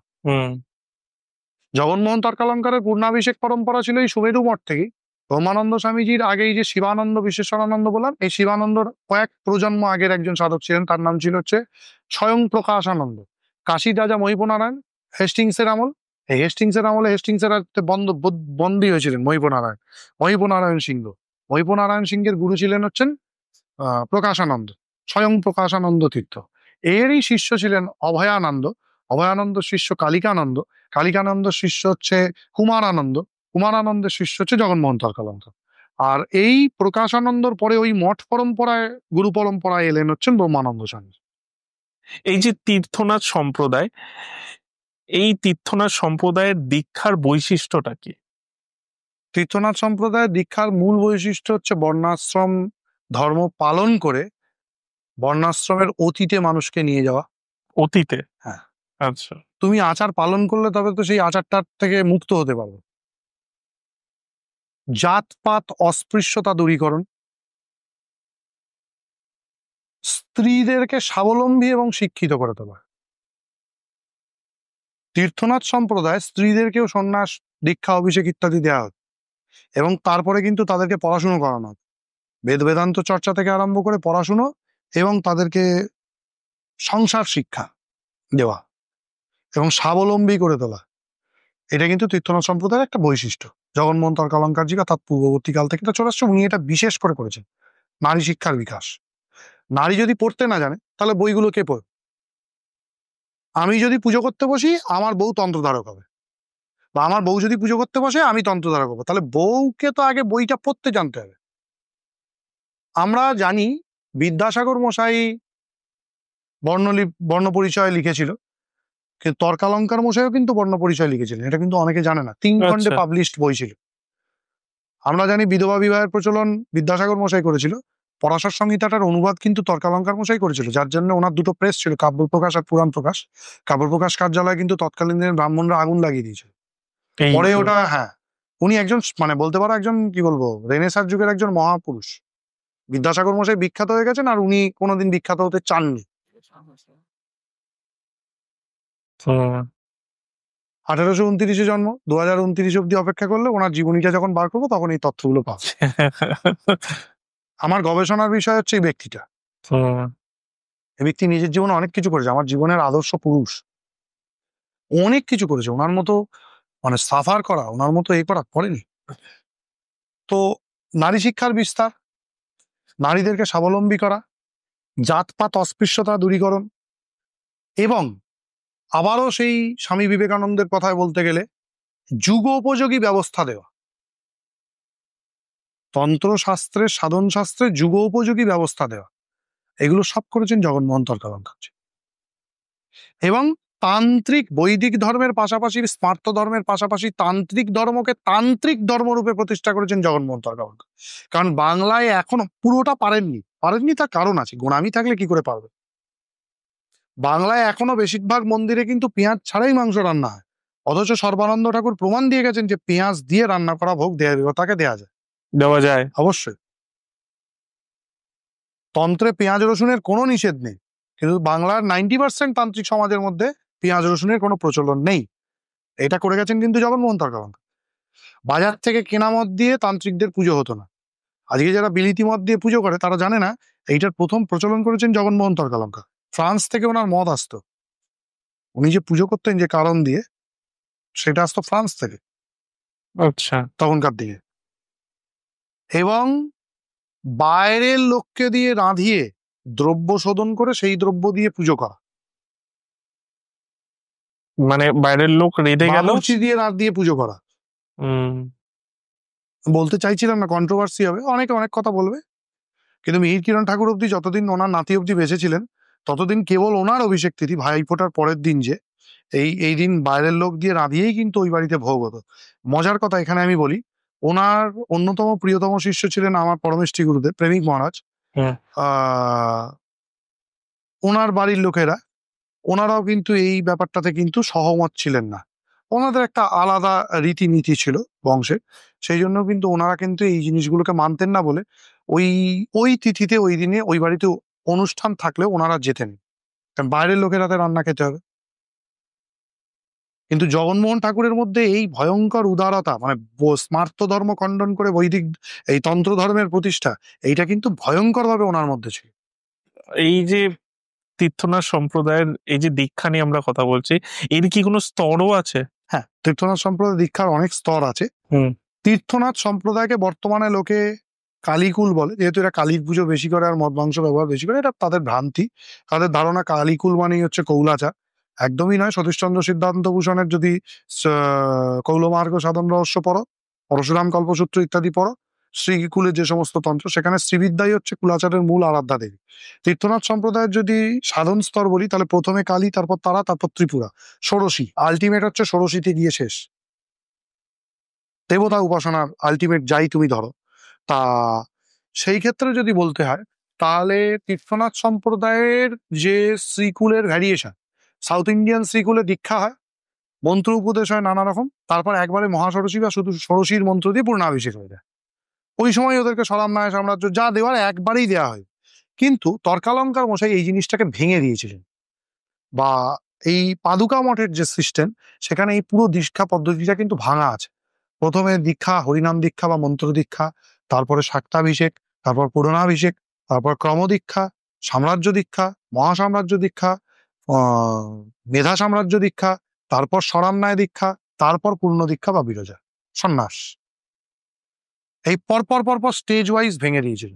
কারণ শ্রীকুলের একটা মজা হচ্ছে, শ্রীকুল হচ্ছে একটা দেবতা নিয়ে থাকে, ওরা ওই শুরুতে যে ত্রিপুরা, শেষেও সেই ত্রিপুরা, ওদের আর কোনো সাধন কিন্তু ওদের মধ্যে প্রচলিত নেই। কিন্তু শ্রীকুলের যে ধারাটায় তীর্থনাথরা পড়ে, সেখানে কিন্তু মহাবিদ্যাক্রম, বিদ্যাক্রম এবং মন্ত্রক্রম, তিনটে দেবতা কিন্তু, অর্থাৎ এক দেবতার মন্ত্র নিয়ে উপাসনা, বিভিন্ন মন্ত্র নিয়ে উপাসনা, এক দেবতার ক্যাটেগরিভুক্ত আলাদা আলাদা দেবতা নিয়ে উপাসনা, আবার আলাদা আলাদা মহাবিদ্যাদের উপাসনা, এই তিনটে জিনিসকে একসঙ্গে করে তাকে সাধন রাজ্যে উন্নীত করা হয়। এটা হচ্ছে তীর্থনা সম্প্রদায়ের দীক্ষার বৈশিষ্ট্য বা স্তরভেদ। কিন্তু আমি যদি সাধারণ মানুষের জন্য জিজ্ঞেস করি যে দীক্ষা কি? সাধারণ মানুষের জন্য দীক্ষা, দীক্ষা মন্ত্র উপদেশ। যে দেবতাকে ভালো লাগে সেই দেবতার মন্ত্র গ্রহণ করে, হ্যাঁ, সেই দেবতার মন্ত্র জপ করা, সেই দেবতাকে আরাধনা করা, এটাই দীক্ষা। আর শাক্তাভিষেক? তুমি কি তীর্থনাথ পরম্পরার হিসেবে বলছো? হ্যাঁ, দীক্ষা কি? হ্যাঁ। তীর্থনাথ সম্প্রদায়ের দীক্ষার যে পদ্ধতি আমরা পাই, আজ থেকে ধরো 1979 সালে সেটা লেখা, 79, প্রায় 40-50 বছর আগে লেখা। সেই পদ্ধতির মধ্যে যেটা বলা হয়েছে, ফার্স্ট দীক্ষা হচ্ছে হরিনাম দীক্ষা। আচ্ছা। তর্কালঙ্কার মশাই নাথির নির্দেশিত এবং লিখিত যে খাতা আমরা পাচ্ছি, সেখানে ফার্স্ট হচ্ছে হরিনাম দীক্ষা। হরিনাম মানে কিন্তু বৈষ্ণব আচার না, নয় না। হরিনামটা এসছে রাধাতন্ত্র থেকে। রাধাতন্ত্রের মধ্যে হরিনামের বর্ণনা আছে, এবং সেখানে সেই হরিনামটার অধিষ্ঠাত্রী দেবী হচ্ছেন ষোড়শী বা ত্রিপুর সুন্দরী। এবং হরিনামের এই যে হরে কৃষ্ণ, এই প্রত্যেকটা অক্ষরের মধ্যে কিন্তু এক একজন মহাবিদ্যা লুকিয়ে আছে। এই হ কথার অর্থ এক মহাবিদ্যা, রে কথার অর্থ এক মহাবিদ্যা, ক্রি কথার অর্থ এক মহাবিদ্যা, স্ন কথার অর্থ এক মহাবিদ্যা। এইভাবে বিভিন্ন দেবতার সমন্বয়ে এই হরে কৃষ্ণ মহামন্ত্র, 16 নাম 32 অক্ষর মহামন্ত্র, এটি কিন্তু ত্রিপুর সুন্দরীর মন্ত্র। আচ্ছা। এই মন্ত্র দিয়ে হরিনাম দীক্ষা দিয়ে তীর্থনাথ সম্প্রদায়ের দীক্ষা শুরু হয়। এরপরেতে মন্ত্র দীক্ষা হয়, ইষ্টমন্ত্র দীক্ষা হয়। তার পরবর্তীকালে সাধককে পঞ্চায়তন দীক্ষা দেওয়া হয়। এই পঞ্চায়তন দীক্ষা বর্তমানে তীর্থনাথ সম্প্রদায় থেকে প্রায় লুপ্ত হয়ে গেছে। মিহির কিরণ ঠাকুরের যে প্রধান শিষ্য পরম্পরা, মানে তর্কালঙ্কার মশাইয়ের নাতির যে প্রধান শিষ্য পরম্পরা, সেখান ছাড়া আমি কোথাও পঞ্চায়তন দীক্ষার কিন্তু প্রয়োগ খুব একটা দেখিনি। কিন্তু পঞ্চায়তন দীক্ষাই দেওয়া কিন্তু তীর্থনাথের প্রাচীন নিয়ম। কারণ মনে রাখতে হবে, এটা কিন্তু শঙ্কর পরম্পরা থেকে এসছে। শঙ্কর পরম্পরা কিন্তু পঞ্চোপাসক। আচ্ছা। এবার যদি কাউকে একটি ইষ্টমন্ত্র দেওয়া হয়, ইষ্ট তো তার ইষ্ট, তার বাইরে যদি বাকি 4 দেবতা, 5 দেবতা তো মূল ইষ্ট হয়, গণেশ, সূর্য, শিব, বিষ্ণু, শক্তি। তার কাউকে শক্তি দেওয়া হলো, শিবের মন্ত্র দেওয়া হলো, তারা শিব উপাসনা সে কি করে করবে, শিবের পুজোটা কি করে করবে, তাহলে সে শিব বিষয়ে অনধিকারী হয়ে গেল। গণেশের পুজোটা কি করে করবে, অনধিকারী হয়ে গেল। সেই জন্য তাকে পঞ্চায়তন দীক্ষাই দিতে হবে। যদি আমার এই পঞ্চায়তন দীক্ষা নিয়ে বলবার পর এবার আবার শাস্ত্র পড়ে লোকে পঞ্চায়তন দীক্ষা প্রচলন করবে, হ্যাঁ, আছে, এরকম আছে। তীর্থনাথের অনেক অনধিকারী গুরু আছে যারা ওই বসে পড়েছে ব্যবসা করতে, আর কি করবে। আচ্ছা। তার পরবর্তীকালে একটা নির্দিষ্ট সার্টেন টাইমের পর শিষ্যকে যখন গুরু মনে করে এই উপযুক্ত হয়েছে, তখন গুরু এই গুরু পরম্পরাগত শক্তিটা তার মধ্যে সঞ্চার করে। প্রথম যে সাধনার, মানে যে দীক্ষা প্রসিডিওরের মাধ্যমে, সেটিকে বলা হয় শাক্তাভিষেক। এই শাক্তাভিষেক হচ্ছে আনুষ্ঠানিক দীক্ষা। আনুষ্ঠানিক দীক্ষা মানে? আনুষ্ঠানিক দীক্ষা মানে তোমাকে আমি অ্যাফিলিয়েশন দিলাম যে এইবার তুমি আমার আনুষ্ঠানিক শিষ্য হলো। তার আগে তুমি মন্ত্র দীক্ষা, তুমি এমনি মন্ত্র দীক্ষা নিয়ে চলে গেলে তোমার অন্য কোথাও গিয়ে তুমি আবার ঊর্ধ্ব সংস্কার নিতে পারো, যা খুশি করতে। কিন্তু এটা মানে শাক্তাভিষেকের শিলমোহর মাধ্যমে পড়া একটা শিলমোহর পড়লো, তুমি পরম্পরার অন্তর্ভুক্ত হলো। আর পূর্ণাভিষেক? পূর্ণাভিষেক হচ্ছে এরপর এই পরম্পরায় যখন তুমি শাক্তাভিষেকের পর সেই শক্তি সাধনটা করতে থাকলে, করতে করতে যখন তোমার বোধের পরিপূর্ণতা হলো, শাক্তাভিষেকের পর গুরু একটা পর একটা শিষ্যকে সাধন শেখাবেন, প্রাতঃকৃত্য, সন্ধ্যাকৃত্য, নিত্য পূজা, নৈমিত্তিক পূজা, বিশেষ পূজা দেখাবেন, চক্রানুষ্ঠান বোঝাবেন ইত্যাদি বুঝিয়ে যখন সেই শিষ্য পরিপক্ক হলো, এবং অবশ্যই তার সঙ্গে শিষ্যকে যোগ উপদেশ দিতে হবে। যোগ উপদেশ না দিলে সে যোগ কিন্তু, উপদেশ মানে? যোগ মানে হচ্ছে যোগ সাধনের উপদেশ। আচ্ছা, আমি বাইরে ঘটি বাটি নিয়ে সারা জীবন কোষাকুষি নেড়ে পুজো করে গেলাম, আর এদিকে ভূত শুদ্ধি, মাতৃকান্যাস ইত্যাদি যেগুলো পূজার সঙ্গে যোগ, মন্ত্রের সাথে যোগটা একটা মানে কি বলবো ওতপ্রোতভাবে জড়িত, এটা জানলাম না, তাহলে তো আমার কিছু হলো না। এই যোগ উপদেশের মাধ্যমে শিষ্য যখন নিজের অন্তরে পরিপূর্ণতা লাভ করে, ইষ্ট সত্তাকে পরিপূর্ণরূপে বুঝতে পারে, এই ইষ্ট মন্ত্রটা হচ্ছে তীর্থনাথ সম্প্রদায় কিন্তু সগুণ ব্রহ্মের মন্ত্র বা সগুণ ব্রহ্মের উপাসনা। এরপর গুরু শিষ্যকে দেবে হচ্ছে নির্গুণ ব্রহ্মের উপাসনা, সেটি হচ্ছে পূর্ণাভিষেক। এইটি হচ্ছে বলতে পারো কলির সন্ন্যাস, তান্ত্রিক সন্ন্যাস। আচ্ছা। এবার সে সগুণ থেকে নির্গুণের পথে পা বাড়ালো, তাকে সন্ন্যাসের মতো গেরুয়া বস্ত্র, দণ্ড, কমণ্ডলু, কৌপিন ইত্যাদি দেওয়া, তাকে নতুন নামকরণ করা, নাম গোত্র তার পরিবর্তিত হয়ে যায়, গোত্রটাও হয়? গোত্র পরিবর্তিত হয়ে যায়। তীর্থনাথ সম্প্রদায়ের গোত্র যেমন পরব্রহ্ম গোত্র, সে তারপর থেকে আর নিজের গোত্র নাই, পরব্রহ্ম গোত্রই মানে ব্যবহার। এই গোত্রগুলো আমাদের সাধারণ মানুষের না, যে গোত্র এই গোত্রের ওই মতো টাইপের নয়? না, আচ্ছা। পরব্রহ্ম গোত্র ব্যবহার করবে।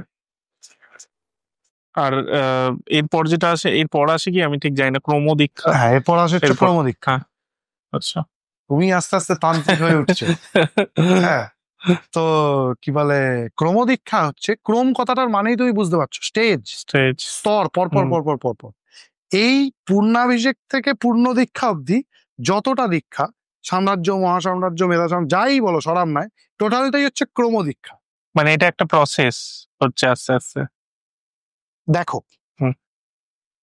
তুমি ক্যালকাটা ইউনিভার্সিটিতে বিএ এবং এমএ পড়বে, তুমি নাম রেজিস্টার করলে, হলো, এই নাম রেজিস্টারটা হচ্ছে পূর্ণাভিষেক। এরপর বিএ ফার্স্ট ইয়ারটা হচ্ছে ক্রম দীক্ষা, বিএ সেকেন্ড ইয়ারটা হচ্ছে সাম্রাজ্য দীক্ষা, বিএ থার্ড ইয়ারটা হচ্ছে মহাসাম্রাজ্য দীক্ষা, এমএ ফার্স্ট ইয়ারটা হচ্ছে মেধা সাম্রাজ্য দীক্ষা, সরান্নায়টা হচ্ছে এমএ ফাইনাল ইয়ার। তারপরে গিয়ে তুমি লিখতে পারবে যে I am a pass out candidate of Calcutta university in BA and MA.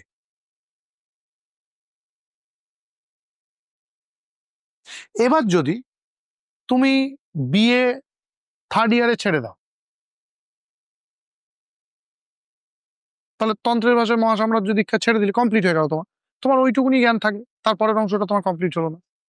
কিন্তু তাকে কি, আমি যদি মানে লেমেন ভাষায় বলছি, যে তাকে কি ওই তান্ত্রিক যেটা বলে সেটা কি বলা বলা যায়? যাবে না, যাবে না? না। এবং এই তান্ত্রিকেই আজকের দেশটা পুরো ছেয়ে গেছে। যে হাফ শিখে, হাফ শিখে কি, শাক্তাভিষেক নিয়ে এসে লোককে সরান্নায় দিচ্ছে, মানে মাধ্যমিক পড়ে এসে লোককে পিএইচডি পড়াচ্ছে, এই জন্যই লোকের কিছু হচ্ছে না। ধরো এরকমও তো হচ্ছে, সে শাক্তাভিষেক দিয়েছে, করেছে, এদিকে নিজে গুরু হয়ে গেছে, অন্য হয়েছে তো, শিষ্য। এই করে সর্বনাশ হয়েছে তো।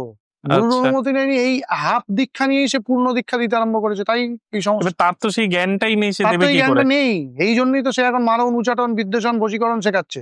সে গুরুর প্রদত্ত ফিলোসফিটাই কোনোদিন বোঝেনি, তন্ত্রের ফিলোসফি বা তীর্থনাথ সম্প্রদায়ের রীতি নীতি রেওয়াজ এগুলো বোঝেইনি কোনোদিন, সে জানেই না এই বিষয়টা, সে এই বিষয়ে অধিকারী না, সে এই বিষয়ে কোনো তার জ্ঞানই নেই, বা সে পরম্পরার ইতিহাস সম্পর্কে সে কোনোদিন কোনো চিন্তা ভাবনাই করেনি, করেনি। তার কাছে এই তীর্থনাথ হচ্ছে একটা স্ট্যাম্প। বর্তমান বাজারে এই পূর্ণাভিষিক্ত হয়ে কৌল হওয়া আর তীর্থনাথ হওয়া হচ্ছে একটা স্ট্যাম্প, স্ট্যাম্পের বাইরে কিছু না। আচ্ছা, সেই ফিলোসফিটাই বোঝেনি, তীর্থনাথ পরম্পরা ফিলোসফিটা কি, কেন তীর্থনাথ পরম্পরায় ত্রিমহাবিদ্যা কালী তারা ত্রিপুরা, কেন তীর্থনাথ পরম্পরায় দশ মহাবিদ্যা, কেন তীর্থনাথ সম্প্রদায় অষ্টাদশ মহাবিদ্যা, কেন তীর্থনাথ সম্প্রদায় সরান্নায়, সরান্নায়টা কি, তীর্থনাথের সরান্নায়ের বৈশিষ্ট্য আছে সারা ভারতের থেকে একটুখানি একটু হাটকে,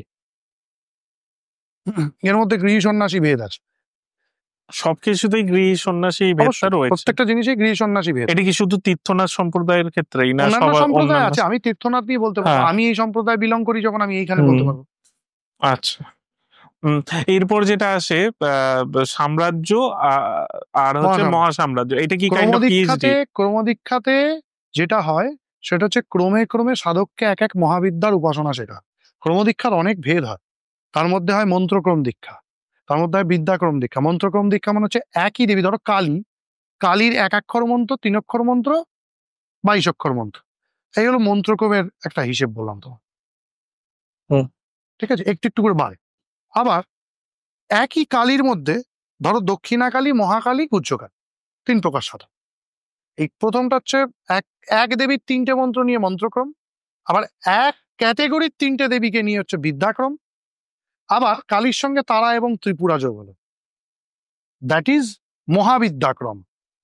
এইটাকে বলে ক্রমদীক্ষা। আচ্ছা, হলো।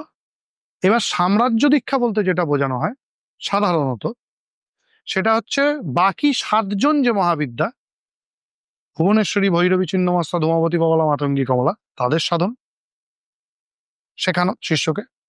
তারপরের যে ক্যাটাগরিক্যাল সাধনা সেটা হচ্ছে এর বাদ দিয়ে যে অষ্টাদশ মহাবিদ্যার 8জন আরো আছে, সরস্বতী, জয় দুর্গা, মহিষমর্দিনী দুর্গা, জগদ্ধাত্রী দুর্গা, অন্নপূর্ণা, তরিতা, ত্রিপুরা, নিত্যক্লিন্না, এই যে সিকোয়েন্স, এই সিকোয়েন্সে বাকি 8টা মহাবিদ্যার উপাসনা তাকে দেয়, শিষ্যকে দেয়। এটা তো বিরাট বড়। হ্যাঁ, তাকে শেষ করতে হবে তো একটা একটা একটা করে। নইলে ধরো আজ আমি তারা সাধনা করলাম সারা জীবন, আমি তারার বাইরে কিছু জানলাম না, এবার আমার কাছে একজন শিষ্য হলো, তাকে আমি কালী কালী তার ইষ্ট বংশে, আমি কি করে সাধন দেবো? আমরা কলেজ লাইফে স্পেশাল পেপার আর কমন পেপার পড়তে হতো, জানো তো? স্কুল লাইফেও ছিল। 10-এ উঠবার আগে তুমি কি আর্টস, কমার্স, সায়েন্স ভাগ পেয়েছো? তোমার ইতিহাসও পড়তে হতো, ভূগোলও পড়তে হতো, সব পড়তে হতো। এই যে মহাবিদ্যার উপাসনা, এগুলো হচ্ছে ওই আর্টস, সায়েন্স, কমার্স সব একসঙ্গে পড়া। আচ্ছা, আর তোমার যে ইষ্ট সাধনা, তুমি যেটা ইষ্ট সাধন করবে সেটা হচ্ছে তোমার স্পেশাল পেপার। কিন্তু তুমি যতক্ষণ না এই প্রত্যেকটা সাধন কমপ্লিট করছো, তুমি কোনো মতেই গুরু হওয়ার অধিকারী নয়। এবার এইগুলো করতে সময় তো অনেকটা লাগে। সময় লাগে, সময় লাগে, সময় সাপেক্ষে। অল্প বয়সেও হতে পারে, কিন্তু সেক্ষেত্রে সাধনটা ফ্যাক্টর করে। মানে এটা কি এরকম কোনো ব্যাপার আছে যে বোঝা যায় যে আমি এই সাধনাটা কমপ্লিট করে ফেলেছি বা মানে সেই শিখে দেবতার গেছি? একটা সিস্টেম আছে, এটাকে বলে পুরস্চরণ। সেই দেবতার মন্ত্রটা তুমি পেলে গুরুর কাছ থেকে, এই দেবতার পুজো করবে, নিত্য অনুষ্ঠান করবে, করবার পর এই নিত্য পূজা ইত্যাদি করবার পর একটা নির্দিষ্ট টাইমের পর এই দেবতার বিধিবিধান মেনে মহাপূজা করবে। তারপরে সেই দেবতার যে প্রসেসের জপের বিধান আছে, জপ করবে, হোম করবে, তর্পণ করবে, অভিষেক করবে, ইত্যাদি করার পর এই দেবতার বা এই দেবীর সেই টোটাল সিলেবাসটা কমপ্লিট হবে। এইভাবে এক একটা সিলেবাসকে কমপ্লিট করে করে 18টা মহাবিদ্যায় এগোতে হয়। আচ্ছা, এই হচ্ছে ব্যাপার। আর ওই সাম্রাজ্য, ওই তো মহাসাম্রাজ্য এটাই, 18। এটা পুরোটা। হ্যাঁ, এরপরে যেটা হয় সেটা হচ্ছে মেধা সাম্রাজ্য। মেধা সাম্রাজ্য। আচ্ছা, এটা কি? টার্মটা পেয়েছো কি মেধা সাম্রাজ্য? মেধা সাম্রাজ্য না, আমি শুনিনি, মানে আগে শুনিনি।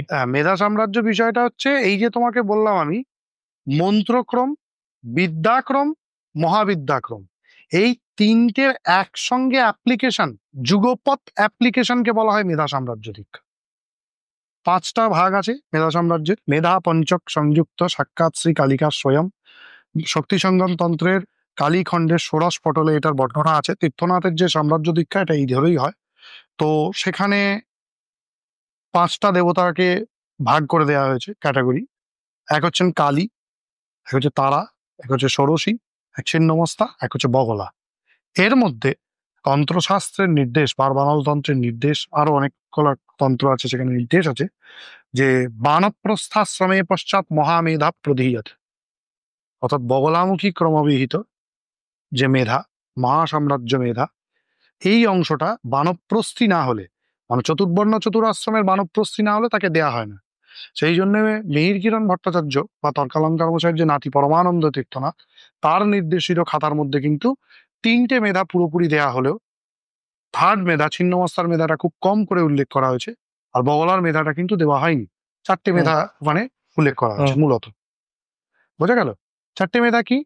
প্রত্যেক দেবতা, আর এই যে অষ্টাদশ মহাবিদ্যা প্রত্যেকেরই, বা মুখ্যত দশ মহাবিদ্যা বা মুখ্যত ত্রিমহাবিদ্যার কাদি হাদি কহাদি ক্রমে 1 অক্ষর, 3 অক্ষর, 22 অক্ষর, বা যতক্ষণ তার পূর্ণ মন্ত্র আছে সেই অবধি, এবং সেই দেবতার ভ্যারিয়েশন, যেমন কালীর ক্ষেত্রে মহাকালী, গুজ্জকালী, কামকলা কালী ইত্যাদি, বা তারার ক্ষেত্রে অষ্টতারা, তারা, উগ্রা, মহাগ্রা, বজ্রা, নীলা, সরস্বতী, ভদ্রকালী, কামেশ্বরী ইত্যাদি, বা ত্রিপুরার ক্ষেত্রে সেই মন্ত্রভেদ, নন্দী উপাসিত, লোপামুদ্রা উপাসিত, ইন্দ্র উপাসিত, চন্দ্র উপাসিত, এই যে মন্ত্রের বিভিন্ন ভ্যারিয়েন্ট রয়েছে, এই সমস্তের মাধ্যমে এই 18টা মহাবিদ্যার বিবিধ মন্ত্র উপদেশকে বলা হয় মেধা সাম্রাজ্য দীক্ষা।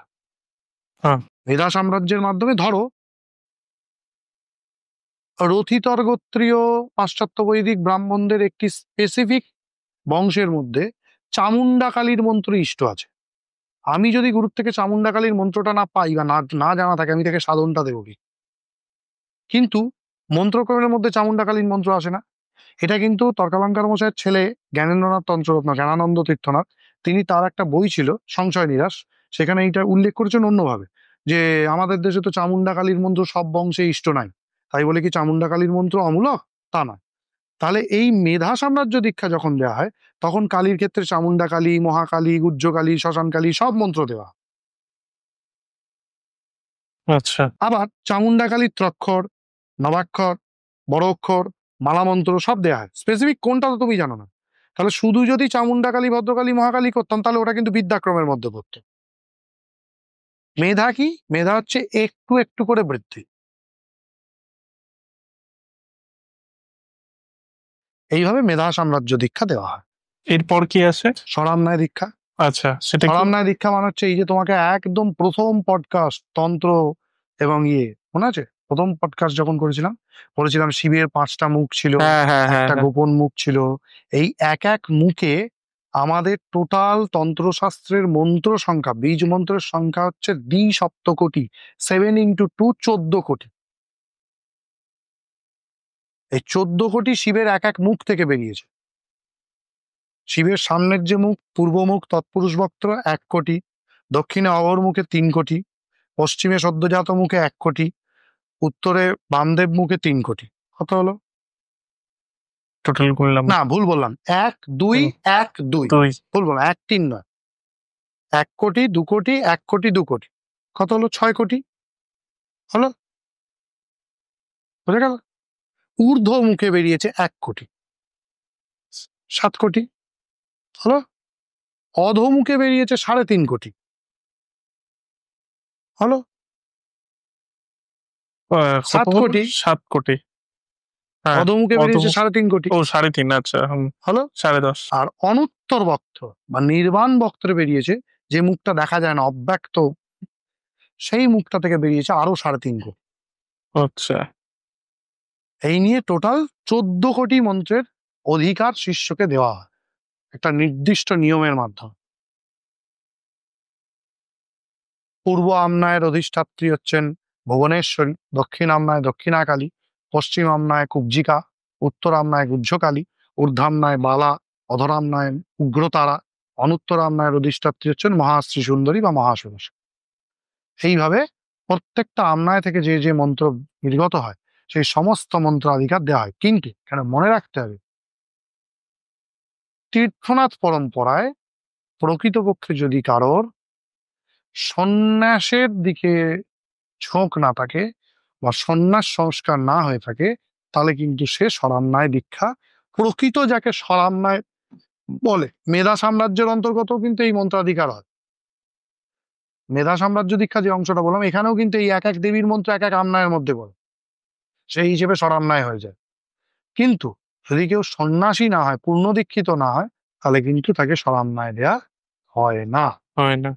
যেমন মেধা সাম্রাজ্যের মধ্যে মহাসাম্রাজ্য মেধাটা দেওয়া হয় না, তেমনই স্বরামনায়টাও কিন্তু দেওয়া হয় না।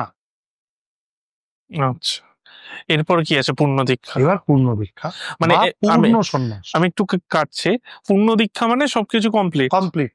আচ্ছা, মানে একদম যেটা আমরা একটু আগে Ultimate. পূর্ণাভিষেক বললাম, ওই পূর্ণাভিষেক যেটা শুরু হয়েছিল, পূর্ণ দীক্ষা দীক্ষা একদম কমপ্লিট হলো, কমপ্লিট। আচ্ছা, পুরো এবার বলো কোর্সটা ওটা কি? শেষ হলো। এটা কি? এইটা হচ্ছে একদম এটাকে বলে বিরজা দীক্ষা বা বিরজস, মানে রজশূন্য, মালিন্য শূন্য হয়ে যায়। বোঝা গেল? সমস্ত সাধন এতদিন করেছো, করে তুমি যখন ব্রহ্মানুভূতিতে উন্নীত হল, ব্রহ্মানন্দের অনুভূতি যখন তোমার মধ্যে হলো, তখন তুমি সেই এক ব্রহ্মনিষ্ঠ হয়ে বাকি সব সাধন পরিত্যাগ করবে। এই যে অবস্থাটা, এটা নিজে নিজে হয়, এটা কিন্তু কেউ কাউকে চাপিয়ে দিতে পারে না। এটা একটা ভাব, একটা অবস্থা, এটা যার হয় সেই বুঝতে পারে। তখন সাধক নয় জড়বৎ হয়ে যায়। দেখবে কিছু সাধক আছে বসেই আছে, কোনো কথা নেই। কিছু সাধক আছে ভয়ঙ্কর উগ্র হয়ে যায়। কিছু সাধক আছে শিশুর মতো স্বভাব হয়ে যায়। বুঝতে পারছো? কিছু সাধক পিশাচের মতো হয়ে যায়, অঘরী টাইপস যাকে আমরা বলি। খাদ্যাখাদ্যের জ্ঞান নেই, কালাকালের জ্ঞান নেই। এই 4 প্রকার অবস্থা সাধকের তখন হতে পারে। আবার এই পূর্ণ দীক্ষা সন্ন্যাসী জগতে, সন্ন্যাসী জগতে 6টা স্তর আছে: কুটিচক, বহুধক, হংস, পরমহংস, তুরীয়, অবধূত। হ্যাঁ, কুটিচক মানে যারা গৃহে থেকে সাধন করে, বহুধক মানে যারা বিভিন্ন তীর্থক্ষেত্র পীঠ উপপীঠে ঘুরে ঘুরে সাধন করে, হংস মানে যারা দণ্ডী সন্ন্যাসী হয়, পরমহংস মানে যারা দণ্ড ত্যাগ করে বা অনেকের মতে একাদণ্ডী সন্ন্যাসী হয়। তারপরে হচ্ছে তুরীয়। তুরীয় মানে হচ্ছে এই সমস্ত বাহ্যলিঙ্গ তখন পরিত্যাগ হয়ে যায়। এই কাপড়, গেরুয়া কাপড়, মালা ঝোলা কিচ্ছু আর থাকেনি। বোঝা গেল? সন্ন্যাসের এটাও একটা স্তর। মালা ঝোলা দিয়ে যেমন সংস্কারই সন্ন্যাস হয় পূর্ণাভিষেকে, কারণ মালা ঝোলা পরিত্যাগ করে একটা সন্ন্যাস হয়, তখন তার গায়ে একটা সুতোর টুকরো অব্দি থাকেনি। হুম। এই অবস্থাটাকে বলে অবধূত অবস্থা, অবধূত স্তনিয়ম। এই অবধূতের আবার ভাগ আছে। যদি কেউ প্রথম থেকেই ব্রহ্ম সাধন করে থাকে তাহলে তাকে বলে ব্রাহ্মাবধূত। যদি সে ইষ্টমন্ত্রের মাধ্যমে ব্রহ্ম সাধন করে থাকে তাহলে তাকে বলে কুলাবধূত। যদি সে পুরুষ দেবতার মন্ত্রে সাধন করে থাকে, রাম, কৃষ্ণ, শিব, গণেশ, তাকে বলে শৈবাবধূত। এরকম একটা অবধূতের অনেক ভাগ আছে কিন্তু। আচ্ছা, এই যে তুমি বললে যে কাপড় ওই কিছু পরে না, তো সেই তীর্থনাথ ক্ষেত্রে সম্প্রদায়ের একটা বৈশিষ্ট্য তোমাকে বলি। তীর্থনাথ সম্প্রদায়ের এই যে পূর্ণ দীক্ষা, পূর্ণ দীক্ষা হওয়ার পর, ঠিক আছে, এদের দণ্ডকমণ্ডলও আর থাকে না, এমনকি বস্ত্রও থাকে না। তীর্থনাথের প্রকৃত পূর্ণ দীক্ষা কিন্তু একদম ব্যক্ত বিরজা, মানে তাদের কিন্তু আর কোনো এই কাপড় চোপড় বস্ত্র ইত্যাদি থাকবে কিন্তু না। বস্ত্রের কোনো প্রয়োজন পড়ে না। হ্যাঁ, সেই ক্ষেত্রেই বলছি আগেকার আমি। দিনে আমরা বলতাম না ওই হিমালয়ের সাধু হয়ে গেছে, এই ব্যাপারটা কিন্তু সেই হিমালয়ের সাধু হয়ে যায়। হ্যাঁ, এটাই আমি জিজ্ঞেস করতাম যে এই যে আমরা উল্লঙ্গ সাধু দেখি, হ্যাঁ, আর এই বিষয়টা তুমি বলছো, এইখানে একটা এইটার ব্যাপার মধ্যে আছে, নাগা পার্থক্য কি? সন্ন্যাস কিন্তু এক ধরনের সন্ন্যাস। হ্যাঁ। যাদের দণ্ড সন্ন্যাস হয় না শঙ্করাচার্যের মতে, শঙ্করাচার্যের মতে 10টা সম্প্রদায় আমি তোমায় বললাম, তীর্থ, আশ্রম, সরস্বতী, ভারতী, এই 4টে সন্ন্যাসীদের দেখবে দণ্ড থাকে, দণ্ডকমণ্ডলু থাকে। বাকি গিরি, পুরী, গিরি, পুরী, ভারতীদের হাফ, তারপর হচ্ছে বন, অরণ্য, পর্বত, সাগর, এই সম্প্রদায়ের সন্ন্যাসীদের মধ্যে দণ্ড দেখবেন, এরা হয় নাগা। আচ্ছা। এই নাগা হচ্ছে ব্রাহ্মণেতর জাতিরা যদি দণ্ড সন্ন্যাস গ্রহণ করতে না পারে, তখন তাদেরকে যে সন্ন্যাস দেয় সেটা হচ্ছে নাগা সন্ন্যাস। এদেরকে প্রথমেই ওই স্তরটা দেওয়া হয়। কিন্তু তীর্থনাথের যে স্তর, সেই স্তরটা হচ্ছে এই টোটাল সংস্কারী সন্ন্যাস শেষ করে তুমি অতি সংস্কারী হবে। এই জন্য এই অবস্থাটাকে অতি বর্ণাশ্রমী অবস্থা বলা হয়। আচ্ছা।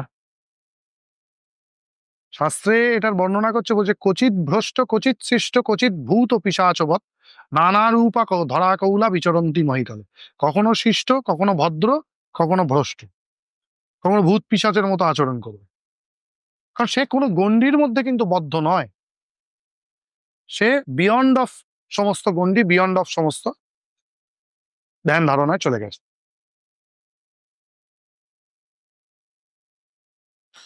আম, তীর্থনাথের কুল পরিচয় কি? প্রত্যেকটা পরম্পরা বা সম্প্রদায়েরই একটা করে নির্দিষ্ট কুল পরিচয় আছে। ভগবান শঙ্করাচার্য প্রদত্ত আমাদের যে তীর্থনাথ সম্প্রদায়ের কুল পরিচয়, এই মঠের এই আমনায় হচ্ছে ঊর্ধ্ব, অর্থাৎ শিবের ঊর্ধ্ববক্ত থেকে এটি বেরিয়েছে। এর স্থান হচ্ছে কাশী বা বারাণসী। এর স্থূল সূক্ষ্ম দুই অর্থে।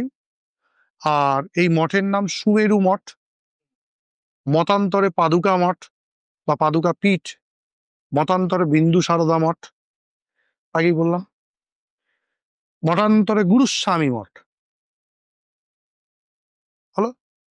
এর দেবী হচ্ছেন দক্ষিণাকালী, দেব হচ্ছেন নিরঞ্জন, এর গোত্র হচ্ছে পরব্রহ্ম।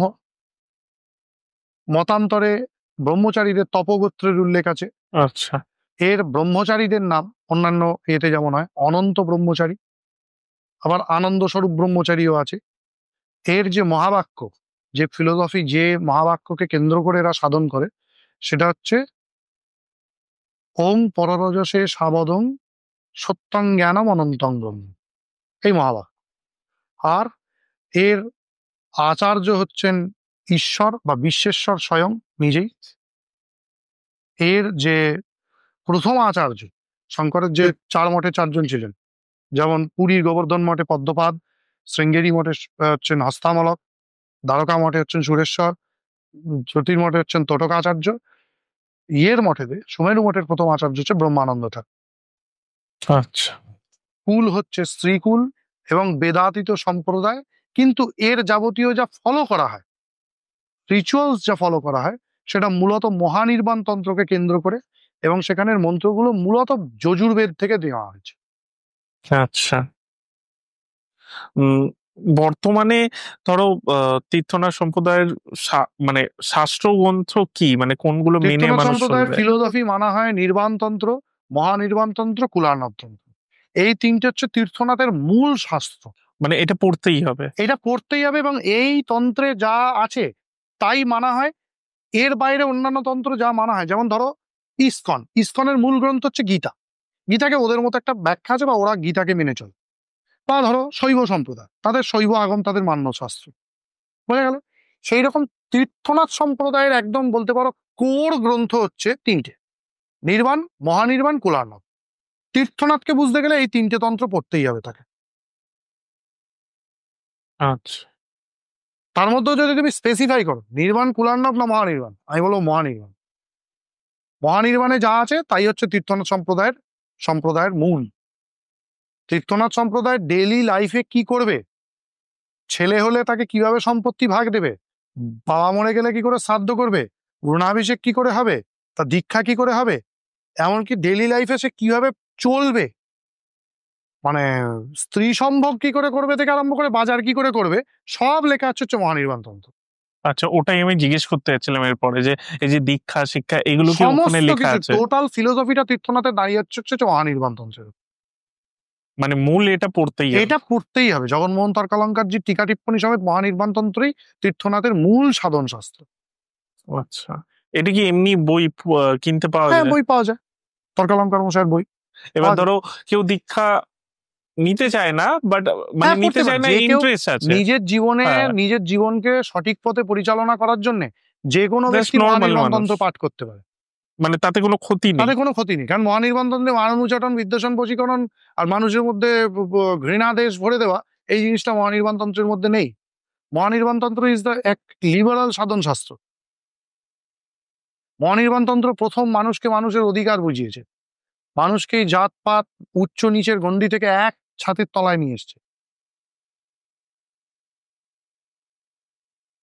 সহমরণ নিষেধ মহানির্বাণ তন্ত্রের বিধান। আচ্ছা, না আমি জানি না আবার তুমি এটা ওরকমই অ্যান্সার দেবে কিনা। বর্তমানে তীর্থনাথ সাধকদের অবস্থান কি? অনেকে জিজ্ঞেস করে, আমি আমার আমার অ্যাসপেক্টসটা তোমাকে বলছি। দাদা, তুমি তো তীর্থনাথ সম্প্রদায়ের দীক্ষিত। হ্যাঁ, দীক্ষিত। আমার পরম তর্কালঙ্কার মশাই প্রিয় শিষ্য, আমার পরমেষ্ঠী গুরু প্রেমিক মহারাজ তো তীর্থনাথই, এই পরম্পরা থেকে দীক্ষিত। তাহলে তুমি নামের পাশে তীর্থনাথ লেখো না কেন? এক, সন্ন্যাস না হলে তীর্থ লেখা যায় না। আমার পরমেষ্ঠী গুরুর নামেও কিন্তু আনন্দনাথই ছিল। উনি নিজেকে কোনোদিন কুলাবধূত আচার্য লেখেননি, অথচ ওনার মতো আচার্য কিন্তু তীর্থনাথে দ্বিতীয় নেই। ঠিক আছে? দ্বিতীয় কথা, উনি নিজেকে চিরকাল, ওনার যে বই পাওয়া যায় আন্দুল কালী কীর্তনের, সেখানে ওনার নাম কিন্তু বশিষ্ঠানন্দ নাথই আছে। ওনার গুরুদেবের নাম কিন্তু জগন্মোহন তর্কালঙ্কার, কিন্তু সেখানেও কিন্তু পূর্ণানন্দ নাথই আছে, তীর্থনাথ না। কারণ তীর্থটা হচ্ছে সন্ন্যাসের ডিগ্রি, শুধু পূর্ণাভিষেকের নয়। তাহলে প্রাচীন দিনে যারা তীর্থনাথ লিখতো, জগন্মোহন ঠাকুর একটা সময় অব্দি লিখতো পূর্ণানন্দ, একটা স্ল্যাশ দিয়ে তীর্থ, স্ল্যাশ দিয়ে না। ওই তান্ত্রিক আর বৈদিক দুটো সম্প্রদায়কে একসঙ্গে রিপ্রেজেন্ট করার জন্য তীর্থনাথ। এবার আমি বললাম অ্যামালগামেশন হয়েছে, এই সম্প্রদায়ের মধ্যে অ্যামালগামেশন হয়েছে, দুটো জিনিসের মধ্যে তন্ত্রভেদ মিশে গেছে। কিন্তু আমি তীর্থনাথ নামটা নামের পাশে লিখতে ঘৃণা বোধ করি। তারপরে আমার এই সম্প্রদায়ের বর্তমান লোকেদের প্রতি কতখানি বীতশ্রদ্ধতা আছে বুঝতে পারছো? মানে চারিদিকে যেগুলো হয়ে বেড়াচ্ছে, মানে করে বেড়াচ্ছে আর কি। মিহির কিরণ ঠাকুর বা তর্কালঙ্কার মশাইয়ের নাতি দেহত্যাগ করবার পর তার পুণ্য নাম নিয়ে কি ভয়ঙ্কর গুরুগিরির ব্যবসা হয়েছে। গুরুগিরি ব্যবসা কিন্তু মিহির কিরণ ঠাকুরের বাবার লেখাটা, ঠিক আছে? গুরুগিরির ব্যবসা মানে আমি গুরু হয়ে গেছি। আমি গুরু হয়ে গেছি। আমি তোমাকে বললাম তার হয়তো দশমহাবিদ্যার সাধন কমপ্লিটই হয়নি, সে নিজেকে পূর্ণ দীক্ষিত দাবি করে। সে হয়তো শুধুই পূর্ণাভিষেক পেয়েছে মিহির কিরণ ঠাকুরের কাছ থেকে, সে নিজেকে স্বরান্নায় দীক্ষিত বলে দাবি করে দীক্ষা দিতে বসে গেছে। ভুয়ো ভুয়ো ভুয়ো ভুয়ো প্রচুর উদাহরণ আছে। আমার অপরাধ, আমি শাস্ত্র পড়েছি, আমার অপরাধ আমি আমি পরম্পরা নিয়ে ঘেঁটেছি, আমার অপরাধ আমি ঠিক কথা বলেছি, আমি দোষী, আমি অপরাধ। এই জন্যে আমি নিজের নামের পাশে তীর্থনাথ লিখিলাম। আচ্ছা, কি বুঝলে? কর্মফলে মানছে, হুম?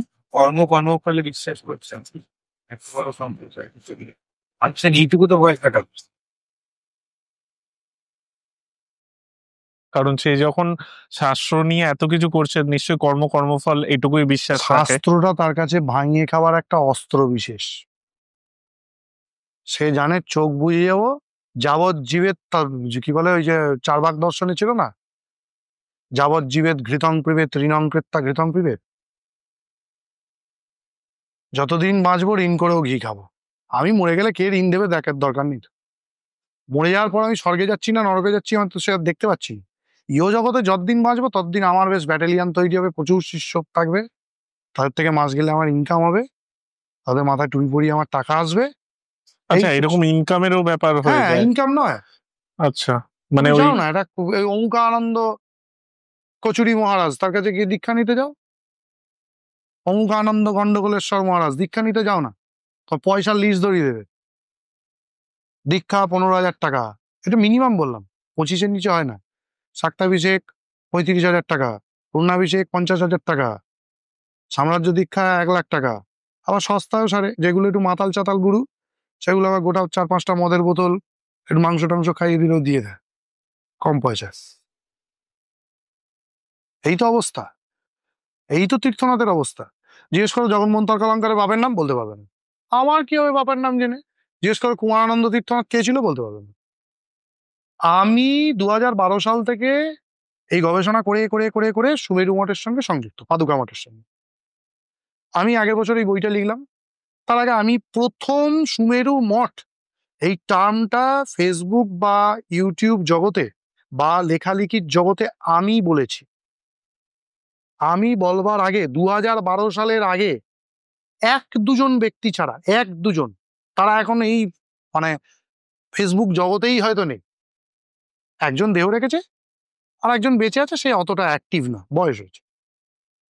কেউ আমায় একটা 2012 সালের আগের পোস্ট দেখাতে পারবে না।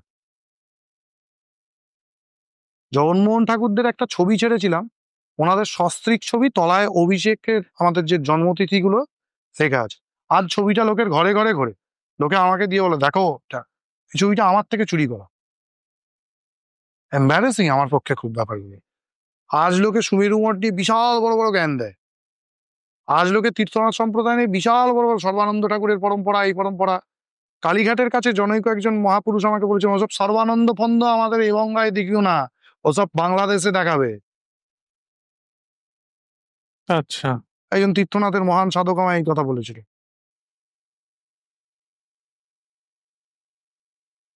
কি বলবো? আজকে তার শিষ্যরা দাবি করছে তাদের ওই গুরুদেব নাকি সুমেরু মঠে গিয়ে পুজো করত। যে গুরুদেব 2018 মানে 2018 সাল অব্দি সুমেরু মঠের নাম শোনেনি, সে গুরুদেব নাকি সুমেরু মঠে গিয়ে পুজো করত। যাই হোক, পরের প্রশ্নে বুঝেছো আসি। বিষয়টা? বুঝতে পারছি। এই হচ্ছে অবস্থা। আচ্ছা, নামের আগে তীর্থনাথ তুমি জিজ্ঞেস করো, আপনি একটু ব্রহ্মতত্ত্বটা আমায় বুঝিয়ে দিন তো। তোমায় কত ভাবের কথা বলবে দেখবে। আর তুমি অনধিকারী, ফার্স্টে হচ্ছে তুমি অনধিকারী, তোমার সামনে বলবো না, ঠিক আছে?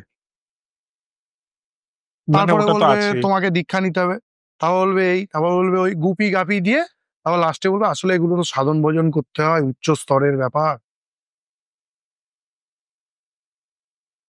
আমার যদি বলার হয় আমি গড় গড় করে বলে যাব যেটা আমার পরম্পরাগত জ্ঞান, অথবা যেটা আমি হ্যাঁ, গুরুমুখী উপদেশ যেটা, সেটা তোমায় বলবো না। অনেকের আবার এরকম কথা থাকে যে কি যেন পুঁথিগত বিদ্যা আর মাঠে কাজ করার বিষয়গুলো আলাদা। ওইগুলো হচ্ছে মানে আর কি বলবো, ওইগুলোকে আমার সামনে নিয়ে আসতে হয়। কটা মাঠে কাজ করেছে? গঙ্গা জল আর তুলসী পাতা দেওয়া তারাপীঠের মাঠে কাজ করেছে, না কালীঘাটের কেওড়াতলা গঙ্গা বয়ে যাচ্ছে তার পাশে গিয়ে কাজ করেছে? যাক না একদিন উদ্ধারণপুরের ঘাট, আগে তো গিয়ে গঙ্গা জল ছিটে দেয়, যে শ্মশানে গিয়ে আগে বসে। ওই দুটো ভুং ভাং বই দেখে সৎকর্ম শিখে নিয়েছে, হ্যাঁ, একটু মারণ উচাটনের লোককে পেছনে লাগা পিং আপ শিখে নিয়েছে, তো শিখে নিজেকে বড়, বহুত বড় কিছু মনে করে। তুই যে লাল কাপড়টা পরছিস, তুই যে বীজ মন্ত্রটা জপ করছিস, সেটা কি মাঠ থেকে উঠে এসছে? ধান জমি চাষ দিয়ে উঠে এসছে? না সেটা পুঁথিতে লেখা আছে, তোর গুরু তার গুরু তার গুরু তার গুরু তার গুরু, এই পুঁথি পড়ে সাধক হয়েছে। তুই যে পুজোটা শিখেছিস, ধর একটা কালী পুজো শিখেছিস, সেটা কি আকাশ থেকে পড়ে এসছে, না মাঠে মাঠে গিয়ে খেলে পেয়েছিস? ছেলেরাদের মোয়া, ছেলেরাদের মোয়া, এই জন্যই তো আমার ঘেন্না ধরে গেছে। আমি ইন দা মাইক একদম বয়ান দিচ্ছি, আমি তীর্থনাথকে যতটা ভালোবাসি, আমার থেকে ভালোবাসতে কেউ পারবে না। এর আগে একটা মানুষ আমি জানি প্রচন্ড ভালোবেসেছিল সম্প্রদায়কে, সম্প্রদায়ের মুখে মুতে দিয়ে চলে গেছে ঘেন্নায়। আর আমি তীর্থনাথকে যতটা ঘেন্না করি, এতটা ঘেন্নাও কেউ করতে পারবে না,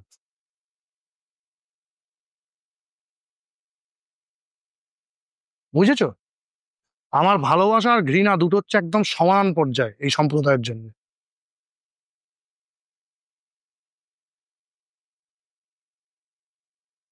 আর তুমি বুঝতে পারলে আমার ফিলোসফিটা? ভালোবাসি কাকে বলো তো? ওই শুধু জগনমোহন তর্কালঙ্কার, দেখবে আমার জগনমোহন তর্কালঙ্কার তলায় আর আমি নামি না, ওর ওপর থেকে যা আছে আমি উঠি, ওই অব্দি এসে আমি শেষ হয়ে যাই। কারণ তার তলায় নামলেই আমার ওই ওই মানে 2500 বছরের মধ্যে এই 142 বছর আগে জগনমোহন তর্কালঙ্কার, ধরো 1886, এই 142 140 এরকম এরকম আগে তো উনি দেহ রেখেছেন। তার আগে ধর 2500 বছরের আগে থেকে ব্রহ্মানন্দ ঠাকুর থেকে জগনমোহন তর্কালঙ্কার, এইটুকুনি অংশের মধ্যে আমার যতটা ভালোবাসা আছে, ওই সম পর্যায়ে ঘৃণা আছে জগনমোহন তর্কালঙ্কার থেকে এখনো অব্দি যারা রয়েছে। তাহলে এই 140 বছরে আমার যা ঘৃণা আছে, সেটা ওই মানে 2400 বছরে আমার সেই ভালোবাসাটা আছে। তাহলে 2400 বছরের ভালোবাসা ইজ ইকুয়ালস টু 140 বছরের ঘৃণা। বুঝতে পারছো আমি যে কি দেখেছি না? আজকে এরম গুরু সেজে এরম করে বসে ফটো দিচ্ছে তার শিষ্যরা, পথে পড়ে মদ খেয়ে শিষ্যর বউকে হাত ধরে টানতে গিয়ে প্যানানি খেতে দেখেছি। শিষ্যর বোনকে করবেই সে, সেই গুরু এরম করে ছবি দিচ্ছে আগে, তার গুরু এরম করে তীর্থনাথ, ওঙ্কারানন্দ তীর্থনাথ, পেজ খুলছে তার শিষ্যরা, কি ডায়লগ! ব্রহ্ম ঋষি গুরু দক্ষিণেশ্বরের পাশ থেকে রিক্সায় করে তার মানে এমন মদ খেয়েছে ওঠবার ক্ষমতা নেই, রিক্সায় করে তাকে বাড়ি দিয়ে আসতে হয়েছে। আমি সাক্ষী সেই সব দিনে। তোরা তো আর দেখিস নি রিক্সার পাদানিতে ফেলে নিয়ে আসাটা?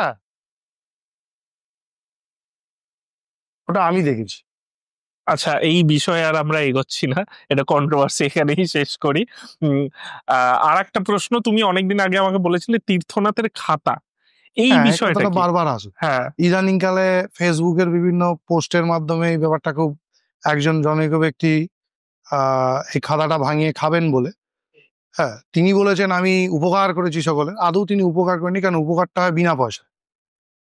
খাতাটা বেচে যদি তিনি পয়সা না নিতেন, ঠিক আছে, তাহলে আমি জানতাম এটা তিনি উপকার করেছেন, কিন্তু যেহেতু তিনি পয়সা নিয়েছেন, তাহলে তিনি এটাকে এই খাতার মানে বিষয়বস্তুটাকে ব্যবহার করে নিজের পাবলিসিটি এবং নিজের পেট ভরিয়েছে, পরিষ্কার কথা।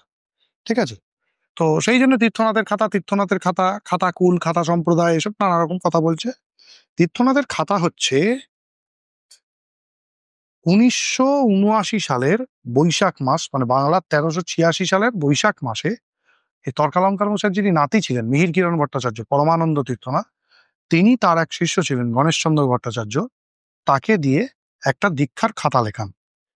এই তীর্থনাথের যে দীক্ষা, হরিনাম দীক্ষা, দীক্ষা শাক্তাভিষেক, পূর্ণাভিষেক, ক্রমদীক্ষা, মেধা সাম্রাজ্য দীক্ষা, বিরজা দীক্ষার একটা আউটলেট লিখিয়েছিল, একটা 100 পাতার এদিক ওদিক খাতা। এই খাতাটাতে বিগত তর্কালঙ্কার মশাই থেকে তিনি অবধি যে একটা পূর্ণ বিবর্তনের, কি বলবো, বিভিন্ন ধারা আছে, সেগুলোকে উনি একটা জায়গায় একীভূত করেন। তার আগে যেগুলো ছিল সেগুলো ছিল গুরুমুখী বিদ্যা, বোঝা গেল? সেটার কোনো লিখিত পাবলিশড রূপ ছিল না, যেটা উনি করেছিলেন। পরবর্তীকালে এই খাতার বাহুল্যের জন্য তিনি গণেশচন্দ্র ভট্টাচার্যকে দিয়ে নিজের যে প্রধান শিষ্য রামকৃষ্ণ ভট্টাচার্য, শুভদয়ানন্দ তীর্থনাথ, তাকে দীক্ষা দেওয়ানোর জন্য, তিনি দীক্ষা দেওয়ার যখন অধিকারী এবং কুলপতি হিসেবে, পুরো তীর্থনাথ সম্প্রদায়ের কুলপতি হিসেবে নির্বাচিত করেন ঠাকুর মশাই মিহির ভট্টাচার্য, আরেকটি দীক্ষার খাতা লেখান। এই খাতাটাকে একটু ছোট করে,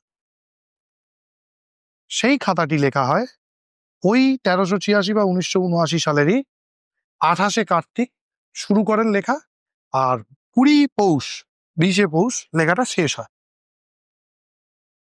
বোঝা গেল? এই খাতার মধ্যে তীর্থনাথ সম্প্রদায়ের যাবতীয় যা দীক্ষা সূত্রাকারে লিখিত আছে। সূত্র কি? শাস্ত্র বলছে স্বল্পাক্ষরম অসন্দিগ্ধম সারবৎ বিস্ফত মুখম হস্তোভ মানবদ্ধঞ্চ সূত্রম সূত্রবিদো বিদুঃ।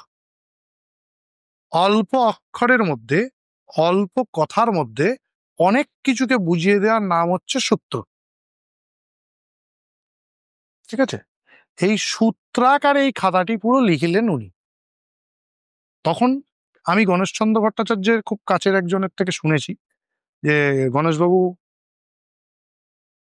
ওনাকে জিজ্ঞেস করেছিল যে আপনি এরকম এত কিছু বাদ দিয়ে দিলেন কেন?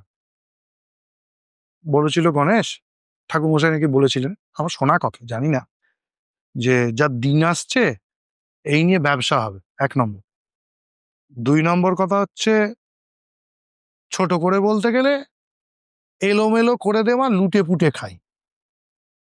মিহির কিরণ ভট্টাচার্য এই কথাটা নাকি বলেছিলেন, এলোমেলো করে দেওয়া, লুটে পুটে খায়। তো আজ তো সেই এলোমেলো করে দেওয়া, লুটে পুটে খাইয়ের দিন।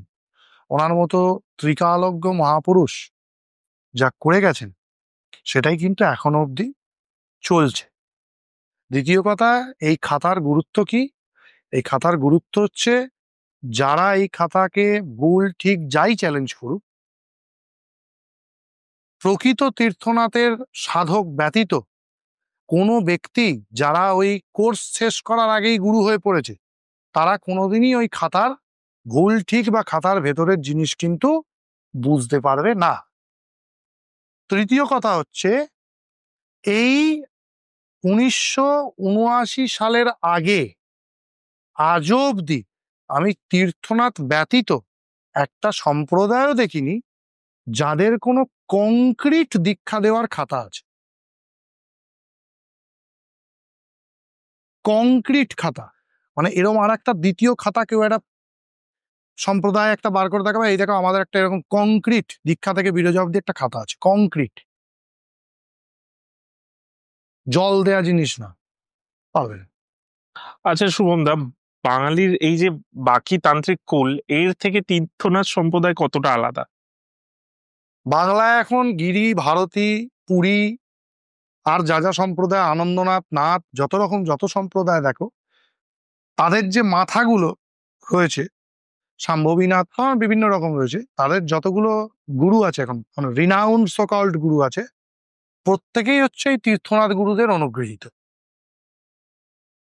তারা প্রথম জীবনে বা মধ্যম জীবনে বা অন্তিম জীবনে এসে এই তীর্থনাথের এই 1979 সালে লেখা খাতাটি মাধ্যমে যে দীক্ষা প্রসিডিওর আছে সেই দীক্ষা প্রসিডিওর তীর্থনাথের কোনো গুরুর থেকে অর্থের বিনিময়ে, শ্রমের বিনিময়ে অথবা কারণের বোতলের বিনিময়ে কিনে নিয়ে গেছেন, তারপরে খাতাটি ঝেপে দিয়েছেন অথবা কোথাও থেকে জোগাড় করেছেন, জোগাড় করে এখন নিজের একটা ট্যাগ লাইন লাগিয়ে দীক্ষা দিতে বসেছেন। এই 1 নম্বর। 2 নম্বর কথা হচ্ছে, আমি বহু গ্রামগঞ্জ, বহু ইন্টেরিয়ার জায়গায় গিয়ে বহু সম্প্রদায় বাংলার দেখার চেষ্টা করেছি, কিন্তু আমি কোনো জায়গাতেই আজও অব্দি এই তীর্থনাথের ওই সোকল্ড ভুল খাতায় যা আছে সেটুকুনও দেখতে পাইনি। আর যে কটা পরম্পরা দেখেছি তারা কোনো না কোনো ভাবে কিন্তু ওই খাতা জেরক্স করেই দীক্ষা দেয়। আচ্ছা, বুঝেছো? আর একটা, বাংলার কোনো প্রাচীন সম্প্রদায়ের মধ্যেই এত দূর দীক্ষাই নেই। খুব বেশি হলে পূর্ণাভিষেক, আর একটু বেশি যদি হয় তারপর হচ্ছে ক্রম দীক্ষা, তারপর বই পড়ে দশমহাবিদ্যার 10টা মন্ত্র, তারপর একটু যারা কোনো পরম্পরার সাথে অ্যাটাচড আছে তাদের হচ্ছে বিরজা। সে যে কি বিরজা ভগবান জানে। তাহলে এই বিষয়ে আমরা সবকিছুই জানলাম। এর থেকে বেশি জানতে হলে হয়তো তোমার বইটা কিনতে হবে, তাই তো? হ্যাঁ, এর থেকে যদি কারোর আগ্রহ থাকে, এখন আমি বই বেরোনোর পরেও অনেকে অনেক সমালোচনা করেছে, কিন্তু আমি তাদেরকে পাত্তাও দিই না। তার কারণ হচ্ছে অনেকে বলেছে ভুল তথ্য ইত্যাদি। কারণ আমি যা বই লিখেছি এই বইটার মধ্যে, অর্থাৎ এই যে জগৎগুরু শঙ্করাচার্য এবং তীর্থনাথ সম্প্রদায়, এই যে বইটা, এই বইটার মধ্যে এমন একটা কথাও নেই যে কথাটার আমি প্রমাণ দিতে পারবো না। আমি কিন্তু টেক্সচুয়াল রেফারেন্সের ভিত্তিতে গবেষণাপত্র প্রকাশ করেছি। এই বইটা কোথায় পাওয়া যাবে? বইটা কলেজ স্ট্রিটে পাবে, কলেজ স্ট্রিটে পাবে, বা আমার যে পাবলিশার আছে মৃত্তিকা প্রকাশনী, বা এর যে পাবলিশার বঙ্গোপ সাহিত্য কুটির সেখানে পাবে, সংস্কৃত পুস্তক ভান্ডারে পাবে, বা হেমন্ত বুক এজেন্সিতে পাবে, সায়ন বুক এজেন্সিতে পাবে, বাংলাদেশের বেদঘর লাইব্রেরিতে পাবে, বা আমাদের এখানের মহেশ লাইব্রেরিতে পাবে, যে কোনো জায়গাতেই পাবে। থ্যাংক ইউ শুভম দা, তুমি এতটা টাইম দিলে। এরপর আমাদের দেখা হবে আবার মহালয়ার ঠিক আগেই, কারণ দুর্গাপুজোর পডকাস্টটা রয়েছে তোমার সাথে। আজকের মতো আসছি। Thank you Shubham the.